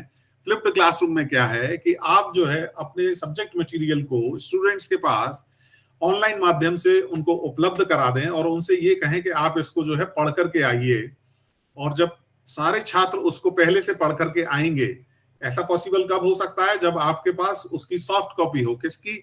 स्टडी मटेरियल की। वो स्टडी मटेरियल जब आप अपने स्टूडेंट्स को उपलब्ध करा देंगे, वो उसको अपने घर से पहले से पढ़ के आएंगे और अपने टीचर से वहां पर आकर डिस्कशन करेंगे, उसमें इंटरोगेट करेंगे और उसमें डिस्कशन करेंगे। और इस तरीके की एजुकेशन में बहुत ज्यादा लाभ होता है, क्योंकि अधिक से अधिक समय जो है वो छात्रों का क्रिएटिविटी की तरफ जाता है, क्वेश्चन आंसरिंग की तरफ जाता है। क्वेश्चंस अगर करेंगे, आंसर उसके मिलेंगे, तभी हमारी क्रिएटिविटी बढ़ेगी। So this is a new education system which has been developed nowadays, and the credit goes to Covid, this system, but it has harmed a lot to n number of peoples throughout the world। मैं ये नहीं कहूंगा, लेकिन कारण कोई भी हो, लेकिन इसने हमको एक चीज सिखाई कि हम इस तरीके से भी अपने छात्रों से जुड़ सकते हैं। अब इस तरीके से जुड़ने के लिए हमारे पास बहुत सारे मैनेजमेंट सिस्टम है, लेकिन जो सबसे अच्छा और सबसे आसान जो सिस्टम है वो है गूगल क्लासरूम। इसमें आप खुद भी जुड़ सकते हैं और दूसरों को भी जोड़ सकते हैं। बहुत जगह से ये मटेरियल उठाया है, उसके कुछ रेफरेंसेस मैं आपको दे रहा हूं, लेकिन एक उदाहरण के माध्यम से अब मैं आपको गूगल जो है क्लासरूम के बारे में बताता हूं और आपको अपने गूगल क्लासरूम के बारे में कि ये कितना यूजफुल है और किस तरीके से हम जो है अपनी क्लासरूम टीचिंग को या अपने टीचिंग लर्निंग को जो है एनहेंस कर सकते हैं, बढ़ा सकते हैं। एक मिनट, मुझे पहले मेल खोलनी पड़ेगी।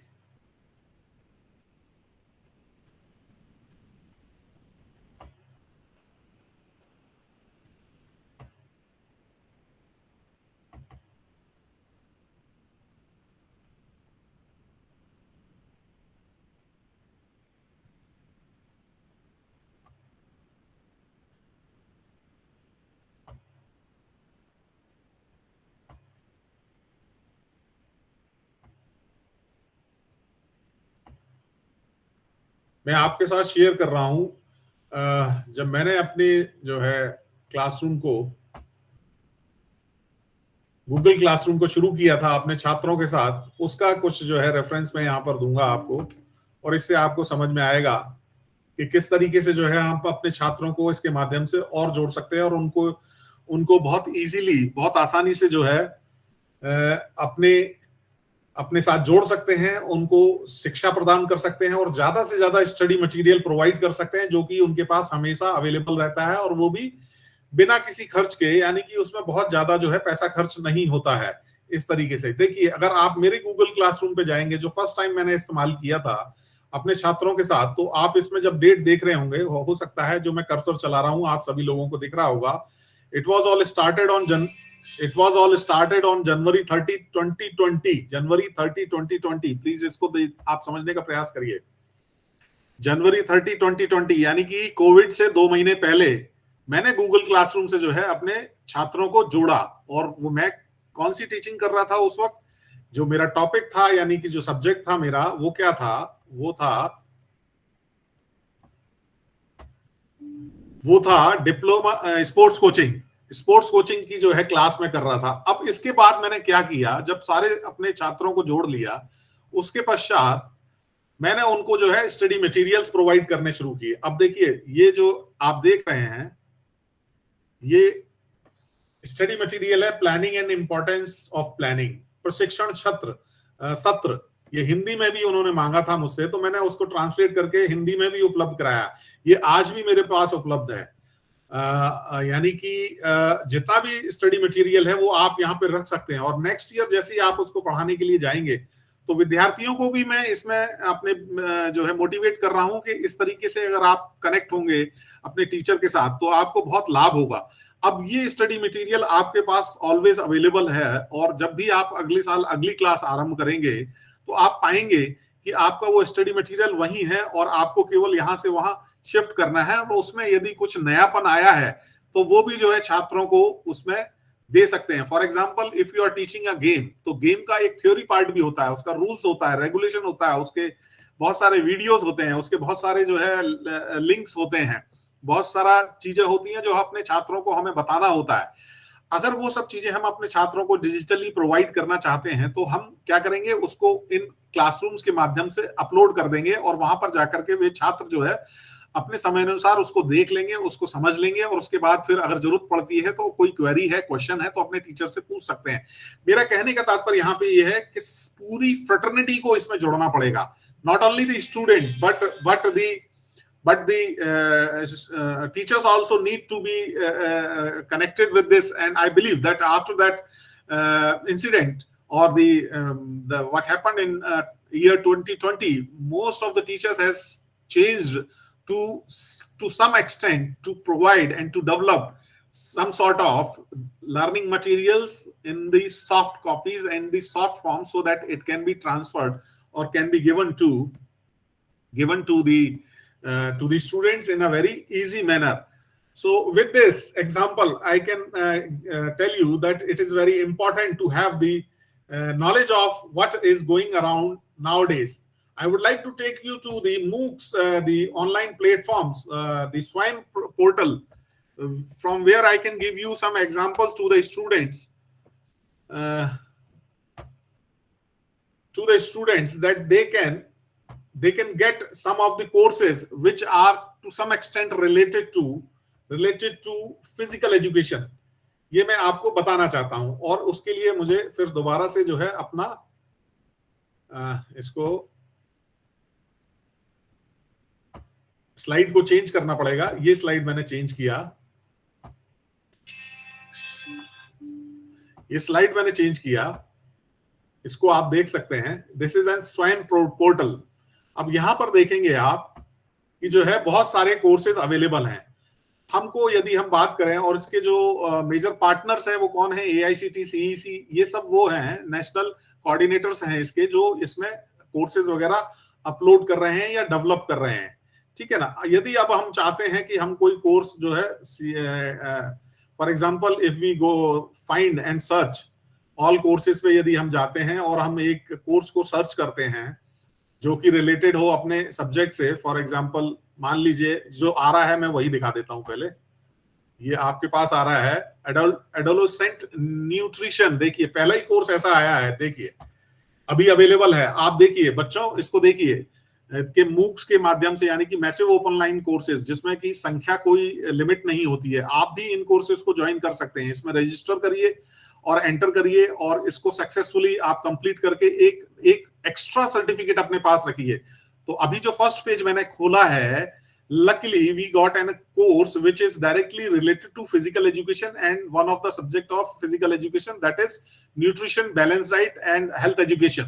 तो ये हेल्थ एजुकेशन से रिलेटेड है. तो एडोलेसेंट जो छोटे बच्चे हैं, जब उनको हम ट्रेनिंग देते हैं, उनको शारीरिक शिक्षा का ज्ञान देते हैं, उनको फिजिकल फिटनेस का वर्कआउट देते हैं, तो उनके लिए न्यूट्रिशन की कितनी आवश्यकता होगी, यानी उनकी वर्कलोड को समझें, फिर वर्कलोड के हिसाब से उनको कितना खाना खाना जरूरी है, जिससे कि उनको उसमें फायदा हो, हमारे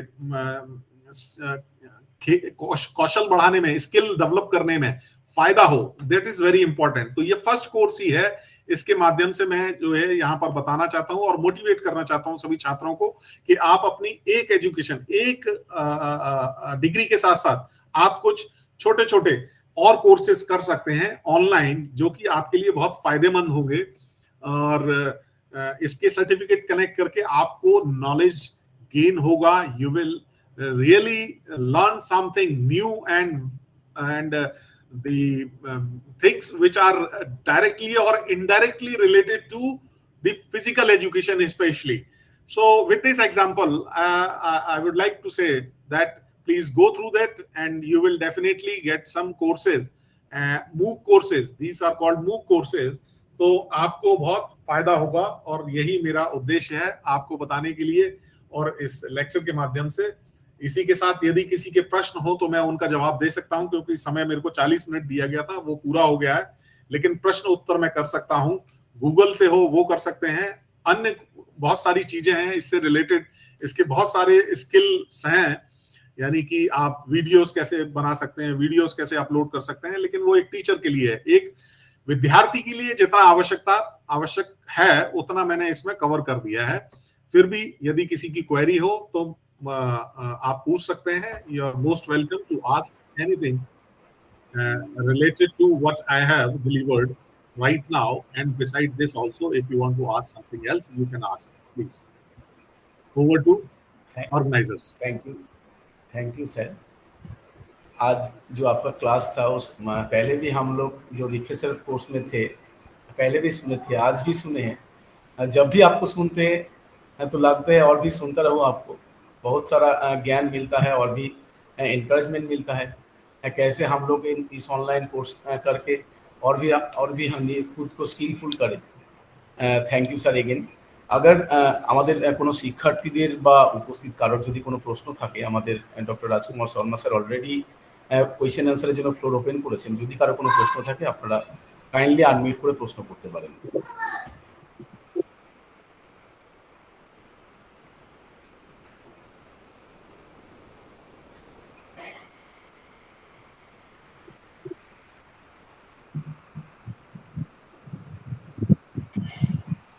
নমস্কার স্যার। নমস্কার। আমি সবিতা সৎপথী ঝাড়গ্রাম থেকে। আমার তো বয়সটা একটু বেশির দিকে, বেশ ভালো, বেশির দিকে। তো আমি এই এডুকেশন মানে আপনার যেটা আপনার ফিজিক্যাল এডুকেশনের যে নলেজটা সেটা বাড়াতে খুব ইচ্ছুক। হ্যাঁ, সেটা তো ডিপ্লোমা ইত্যাদি করার প্রয়োজন আছে, কিন্তু আমি কি সুযোগ পেতে পারি এখন? सर सविता जी की सवाल है, उनका एज थोड़ा ज्यादा है, वो फिजिकल एजुकेशन के इंटरेस्टेड है, अगर ऐसे कोई कोर्स कर सकते हैं क्या जिसमें एडवांटेज मिलेगा उनको?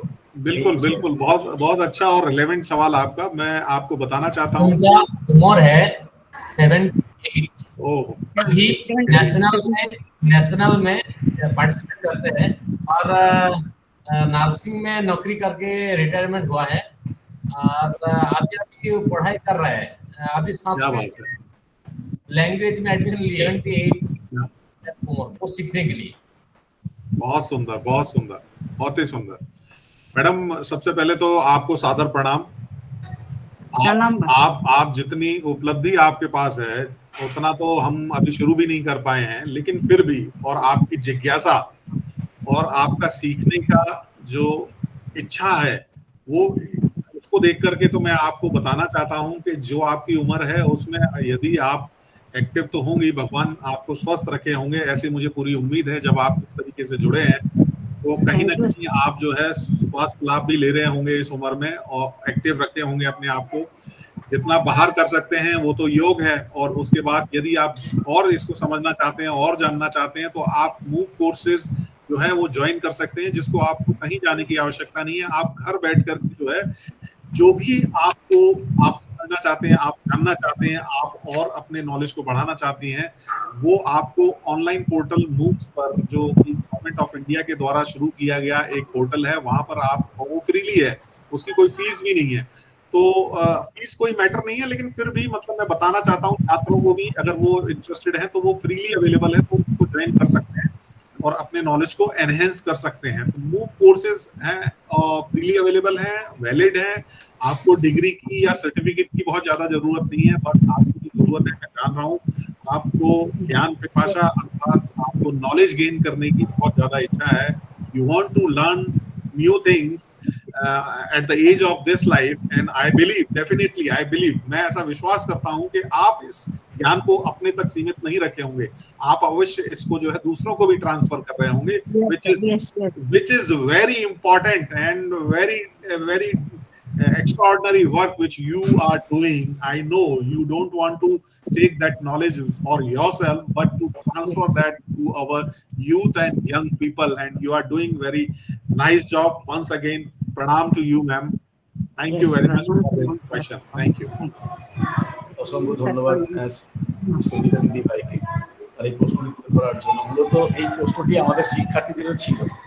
सर यही क्वेश्चन हमारा स्टूडेंट का भी तरफ से आया है क्वेश्चन, जो आपने बताया मूक कोर्सेज के लिए, यही कोर्स की जॉब के लिए अच्छा रहेगा, या जॉब के लिए कोई अपॉर्चुनिटी है इस कोर्स करके? सर जॉब में आपको एडिशनल एडवांटेज मिलेगा, directly you will not get the job, है ना, लेकिन आप जो कोर्स कर रहे हैं, आप जो डिग्री ले रहे हैं, उससे रिलेटेड आपकी जो इंफॉर्मेशन है वो केवल एक महाविद्यालय से प्राप्त शिक्षा तक सीमित ना होकर के उसका जो असर है या उसका जो कलेक्शन है वो आपका नेशनल और इंटरनेशनल हो जाएगा।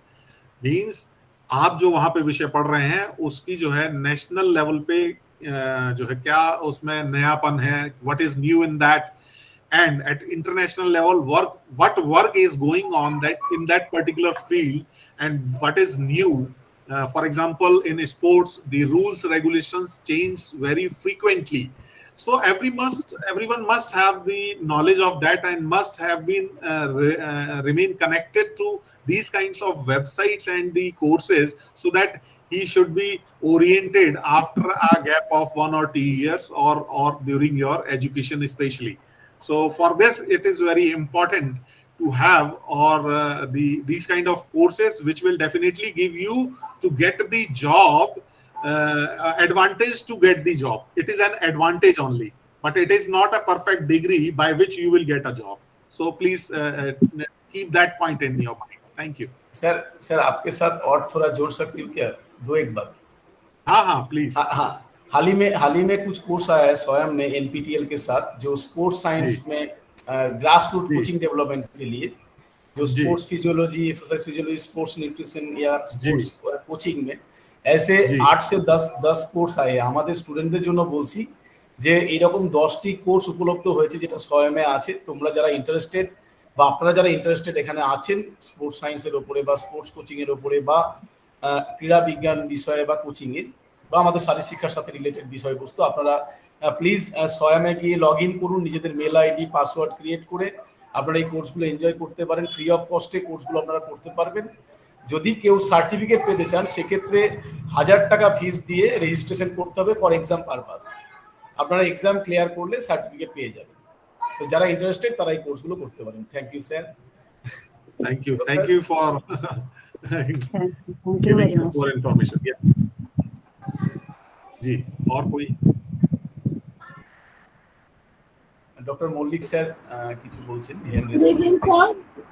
Yes. मैंने आपके साथ में आरसी का प्रोग्राम किया, मतलब मैंने अटेंड किया एंड थिंक आपका पढ़ाने का स्टाइल हमेशा सब लोग बहुत एडमायर करते हैं। हम लोग बहुत यू नो उसका एडवांटेज लेते हैं। आप हिंदी में भी और इंग्लिश में भी बहुत अच्छा एक्सप्लेन करते हैं। सर मैं पूछना चाह रही हूँ मूक्स स्वयं ये सब के बारे में हम लोगों ने एड ऑन कोर्सेज किया है, मैंने नेताजी से किया है, लेकिन सर अब फिर भी खुद को भी बहुत ज्यादा एडुकेट करना होगा। As a teacher I feel we have to educate more and more. तो मेरा एक प्रश्न है सर कि ये क्या एड ऑन कोर्स के हिसाब से ही है? जितने भी ओपन कोर्सेज होंगे ये सारे एड ऑन कोर्सेज ही होंगे? हाँ, ये एड ऑन कोर्सेज ही हम इनको कह सकते हैं कि एक्स्ट्रा नॉलेज गेन करने के लिए और related subject related informations gather करने के लिए, उसको सीखने के लिए, समझने के लिए ये सब इम्पोर्टेंट है। ऐसा ही है अभी मूक कोर्सेज में, तो ऐसा ही है। लेकिन अगर हम ध्यान दें कि अभी जो गवर्नमेंट ने एक डुअल कोर्सेज के लिए भी जो है परमिशन दी है, one can go for 2 courses at a same time, not 2 courses but rather I should say for 2 degrees. Even sir higher educational degrees like masters and can do. Yes sir. So these are the changes which we are getting or seeing in higher education, and that information should also reach to our students also. If really some ordinary students are there, if they can cover both degrees, they are most welcome to get those degrees. You can have one for this particular field and another one for another field if you can do that. And for this we have a very good and great examples which we see in sometimes in the newspaper, that a student or a boy of age of 14 has got the degree from the international university or from the IIT and from like that, and he has completed PhDs. So people are there who are working and they have some very good brain, means God-gifted brains, and they are doing that. It's not that it is impossible. So in the same manner, yes, of course, what you have said is this: these are add-on courses, but still, if you want to have a degree in a related subject or some other subject, then also you can go for that. And now it has already been started in NEP 2020 and will be started soon in many universities. Thank you so much sir. Thank you. Sir इसी भी chat box में एक question आया है जो अच्छा, बंगाली में S लिखा मलिक है। सर, पहले मैं डॉक्टर एस मलिक सर को इनवाइट करता हूँ। उनका हैंड रेज है, फिर मैं देखता हूँ। Sir please continue. नमस्कार राजकुमार शर्मा जी, और एक बार कर रहे हैं नमस्कार, क्योंकि आपका बहुत धन्यवाद भी और आपको बधाई हो। आपने जस्ट एक तो आई ओपनर टाइप का ये जो कोर्स बताया है, it's a very nice thing. If it comes in our whole country, it will be people will be from the sports level fraternity, they will be very much benefited. And I feel there are different industries that there in our country. There is steel industry, there is all different industry. I'm not going. It's a part that is sports. Sports can become an industry like in our country, but the sports industry is never opened up. So this industry, if it comes out, then there will be plenty of employment. And that is a very important thing, that is implementation in our country regarding to look after sports as an industry. It's very much important at the present time. But that is not being, I don't know why, but it is not being done. So I am also telling like that, but I myself, like, it's not like a one-man soldier to Yes, of course. take this thing. Yeah. You are right. But The effort should be taken up by all stakeholders from the physical education and sports. Exactly. And also by the sports ministry, I think. Yeah. Because the education ministry and the sports ministry, I think they should talk in a particular table to discuss about how we can grow up as a sports country. Like, means that is a very, very important thing, because our neighbor country like China and other countries also, which are very small countries also, they have also upgraded their standard. So your particular lecture was very good, and I think this is an particular way, if it is guided like this sort of courses, it's very nice, because people will come to know much about the particular subjective part of the sports, like that sports nutrition, sports physiology, sports psychology. It is just like a different things. It will come just like an industry. That is how it will. It's my particular suggestion I've given before also. It should start right from the school days, not from the college or that part, but that part, nobody is taking the initiative like that. That sport should be a mandatory subject, result oriented, and that every particular school student, they have to participate. At least if 3 options are given, 3 sports, as according to the popularity of the sports in that particular area, in any state or like that, or in a particular area, locality, there should be schools framed like that, that there should be 3 sports. One can take, a student can take any of the 3 sports like that. And there should be a general exercise part also, that general, there should be a play or like that. Suppose football, soccer is very common in our state of West Bengal. So let soccer be the one particular popular, as per the popularity. It will become a general sports. Every school had to take up this soccer part right from the childhood days. That is one. And other than that, there should be 2 particular sports which it will be selected by the guardians, parents and all. I think the parental education, the school authority education is very much required for the upliftment of sports. If I don't know whether you agree with me or not, but that sort of thing is required. You are very right, sir. You are very right. So that part is missing. That is what I want to say, because I have given my service as a sports medicine doctor for 29 years in Sports Authority of India. But I felt that Sports Authority of India, okay, they are also having a plan, program, project and training part and everything. But it is not being spreaded more. It should spread more to the urban, to the village level and other places. And there should be some stadiums to be erected also in some villages and other places, so that sports can come up more. The stadium, number of stadiums should come up in the village part also, district part also. And there should be district sports. That is a very, very important thing. Every state, whatever districts, against the district, there should be some sports activities, some tournaments and all. The village sports also had to come up. That is the rural sports. That is what I want to say. The rural sports have to be developed. And also the urban part also, the sports had to develop. Rural part, there is one particular problem.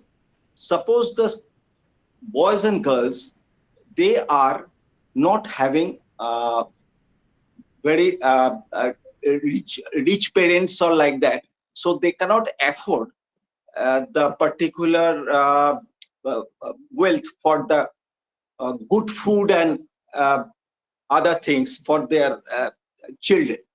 But in the urban place, where I'm not getting it differentiated, but the thing is that the urban people, there are plenty of schools. They are having the sports facility, and that those schools also, the sports facility, even they have got, but there are certain restrictions. The mandatory part is not there. That functional part, I think there is a little bit, they are not up to the limit. And this particular thing, so the urban people, the schools also, if the parents can give their particular words, that is sons and daughter, their particular food, nutrition and everything, and also they're going for a good school or like that, it should carry on as a just like a rail line. It should carry on just like parallel it should go. The sports should go, that the diet exercises will go right from the childhood, and the other part is the education also. They should learn physics, chemistry, biochemistry, everything, because a sports person should be educated also scientifically, so that they can come up to that level, that what is required for their body. Right from the childhood days, the sports subject had to be inculcated in our national level. That is what I feel, because we are taking the sports when the particular boy or a girl has gone up to 12 years, 13 years, 14 years, like that. But I think there should be sports to be nurtured in our country right from a time of 5 years. It should start the sports. That's why these kind of courses are invented for the students. Yeah, that is very much. And I think the physical education students, they are getting educated. It's okay. It's very nice. They are taken the right choice and like that, I will say, because health is first, and they are the people, or when they will pass out, they will guide the particular society in our country with good health and fitness, propagandas and all, and also training the young children and young youth and everything. That is their part. So they will get more opportunity if our country takes sports in a very much priority level. And there are particularly, I have seen students who are not, given that sort of diet and exercise right from their childhood days. The parents are only inclined that my son will become this level, a highly educated person with an academic level. It should go up. The student should have, my boy should be very good with the computers and all, and other things. They are taking steps, the parents. But the thing is that they are not inspiring their particular words for a better, exercising, better diet, and other things. That those things are very much neglected. And the thing, yeah, you are right. And the thing is that when they are having the age of 25 years or 30 years or 35 or 40 years, these students particularly, when they have gone with the job part, they're doing some job, maybe an IIT person or an engineer person, they're doing job. Okay, the parents are very happy. But sorry to say, one particular thing I just want to say here, that is, they are getting stress, and they cannot take the stress physically and mentally. And they are having early age heart attacks, brain strokes. And as a doctor, I'm telling, because the medical part is not much discussed. That's why I'm telling. So what the parent wants, they want to, I think they wish that their sons and daughters have a long life. But without sports, without exercise, without diet properly, right from the childhood days, Thank you, sir. you cannot attain that sort of health and fitness for the particular youth or people who are aged about 50 or above 50 or 60 years above. If your body is okay, trained body, because those particular boys and girls, when they have reached the youth, they are not having a trained, exercise trained body or mental training also absent. And Thank you, sir.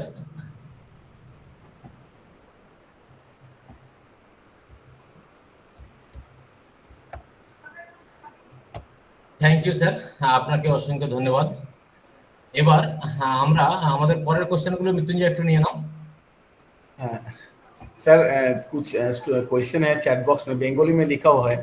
हाँ, इसीलिए मैं उसको translation पे गया हूँ। अच्छा अच्छा अच्छा, लेकिन आप ही मुझे बोल पहला क्वेश्चन है हमारा बीपीएड स्टूडेंट का।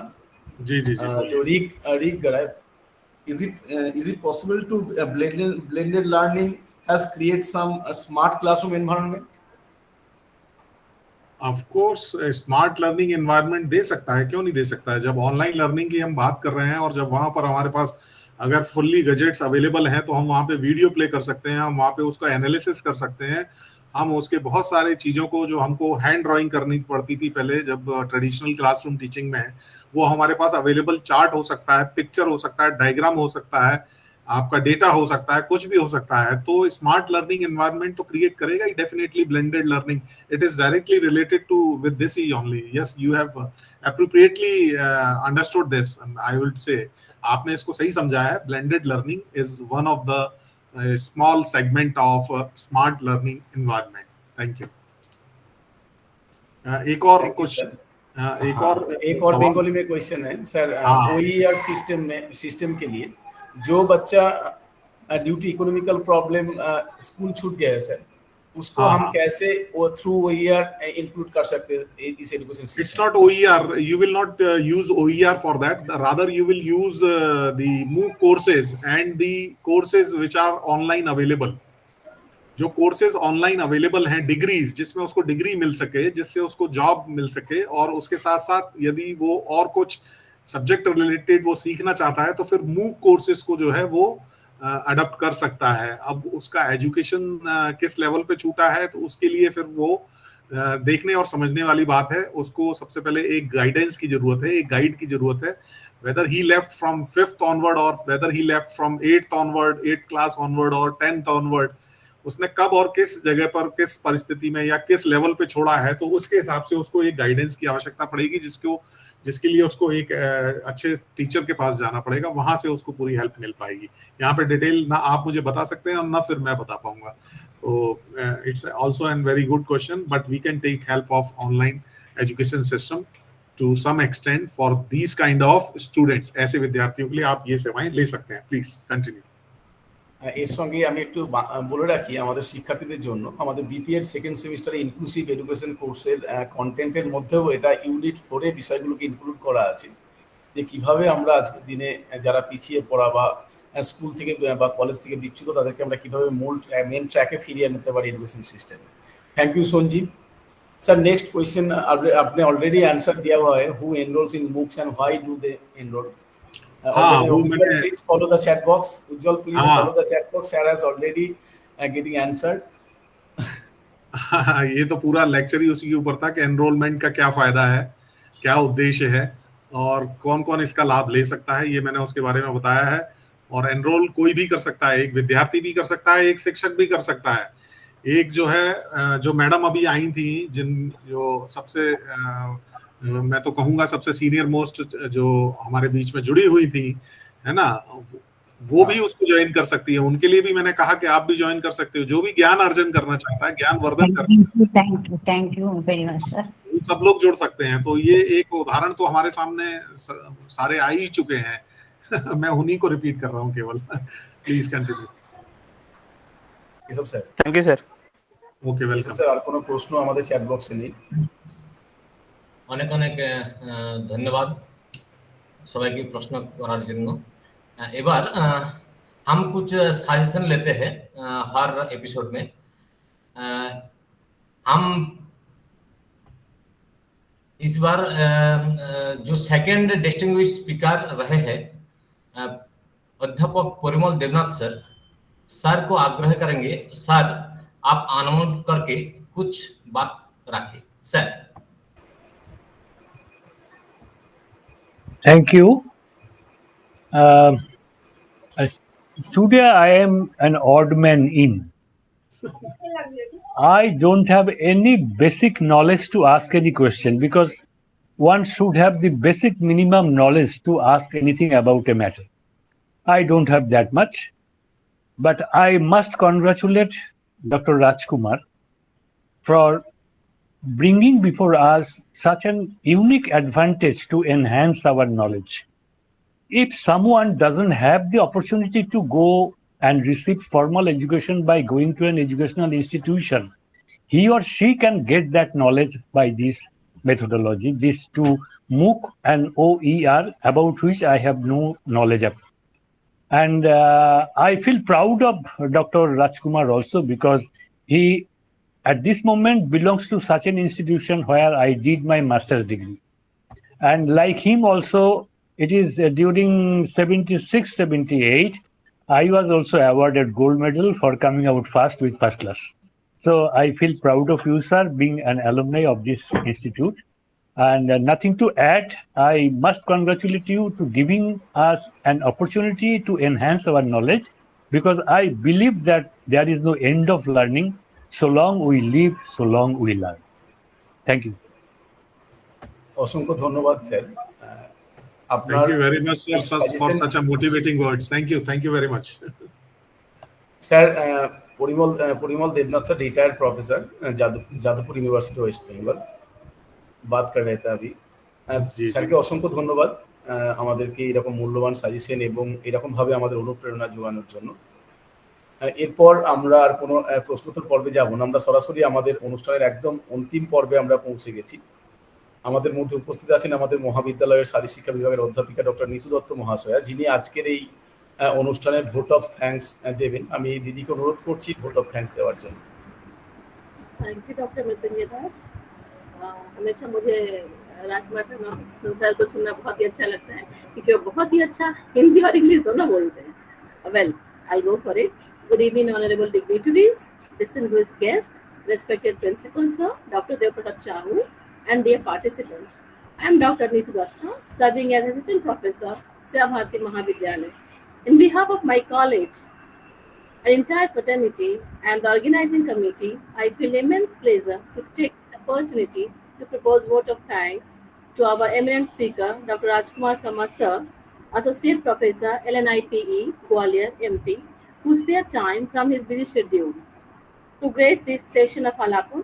His extremely relevant address on MOOCs and open educational resources, OCR. Sir started with history, advantage, disadvantage of massive open online courses, sir advised and suggested different MOOCs courses for enhancing knowledge for better future of our students. Again, I take opportunity especially express my deep regard to the Principal Sitaram College, Dr. Devapam Raha sir, Dr. Ujjwal Mahato, Panchanan Burma University, Dr. Uday Mandal, Bakra University, and full team of Baichiki. Last but not the least, all my dear participants, students, for active participation. Thank you so much, sir. Thank you, everybody. Thank you, Didi. Thank Sir. you, sir. Sir आज की कार्यक्रम खत्म होने से पहले अगर आपका कोई सजेशन है आलापन के लिए, प्लीज सर। सर आप म्यूट है आपका sound sir, please. You people are doing such a great job in this particular field and competing with the other fraternity and other subject teachers and other disciplines also, and it is a very good movement which you have started. I have seen the same movement when the lockdown was there, and it was all done by the PEFI, Physical Education Foundation of India, and some other people and other universities and HODs and other people of, especially in physical education, they did that but after that, once the COVID was over and everything has opened for all the public and society, then most of the people have forgotten this. But you have taken once again this and grabbed this opportunity to give the knowledge to your students and to the students of other colleges if they are connected. And I'll suggest you just promote and share your links to different departments of physical education who existed in different parts of your West Bengal especially, and then it can go beyond your state boundaries if it is possible later on. And you can reshare these things through various platforms which we have nowadays. You can run these programs on that platforms also. So with that, and I believe that you might be doing all these things without my suggestions. And congratulations to each and every member of this organizing committee and all the senior teachers who are blessings. Who are giving blessings to you and giving suggestions to you and showing some very good path to you people. Not taking much time. It's a very good movement you have started. Please continue with that. And if in future, if you need me or my help or any suggestions, then I'll be available for you people if it is done from your side. Thank you very much once again for inviting me. Thank you again. और दो information है, एक request और एक information है sir. Already beginning से 50 episode तक हम लोग का जो आलापन का लेक्चर है ऑलरेडी यूट्यूब में अपलोड हम लोग कर चुके हैं। एक इन्फॉर्मेशन और दूसरा एक रिक्वेस्ट है। हम लोग सभी जानते हैं आपके पास बहुत सारे स्पीकर रिसोर्स पर्सन है। अगर आलापन के काम में आप ऐसे कुछ कम्युनिकेट कर दे तो सर हम लोगों के लिए अच्छा होगा सर।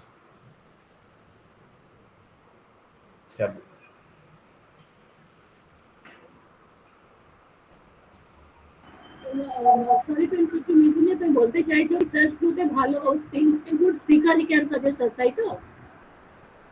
এই কথা বলতে চাই না না স্যার বোধহয় লেফট হয়ে গেছে। অনেক অনেক ধন্যবাদ সবাইকে। স্যার রেকর্ডিং স্টপ করো কেশব স্যার। আজকে আমাদের 53তম আলাপন এখানেই শেষ হলো। সবাইকে জানাই শুভরাত্রি, একটা শুভেচ্ছা, ভালোবাসা ও যথাস্থানে প্রণাম।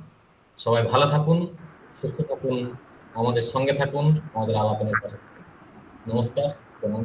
নমস্কার কেশব স্যার, নমস্কার নিতু ম্যাডাম, সবাইকে নমস্কার। কেশব স্যার রেকর্ডিংটা স্টপ করুন।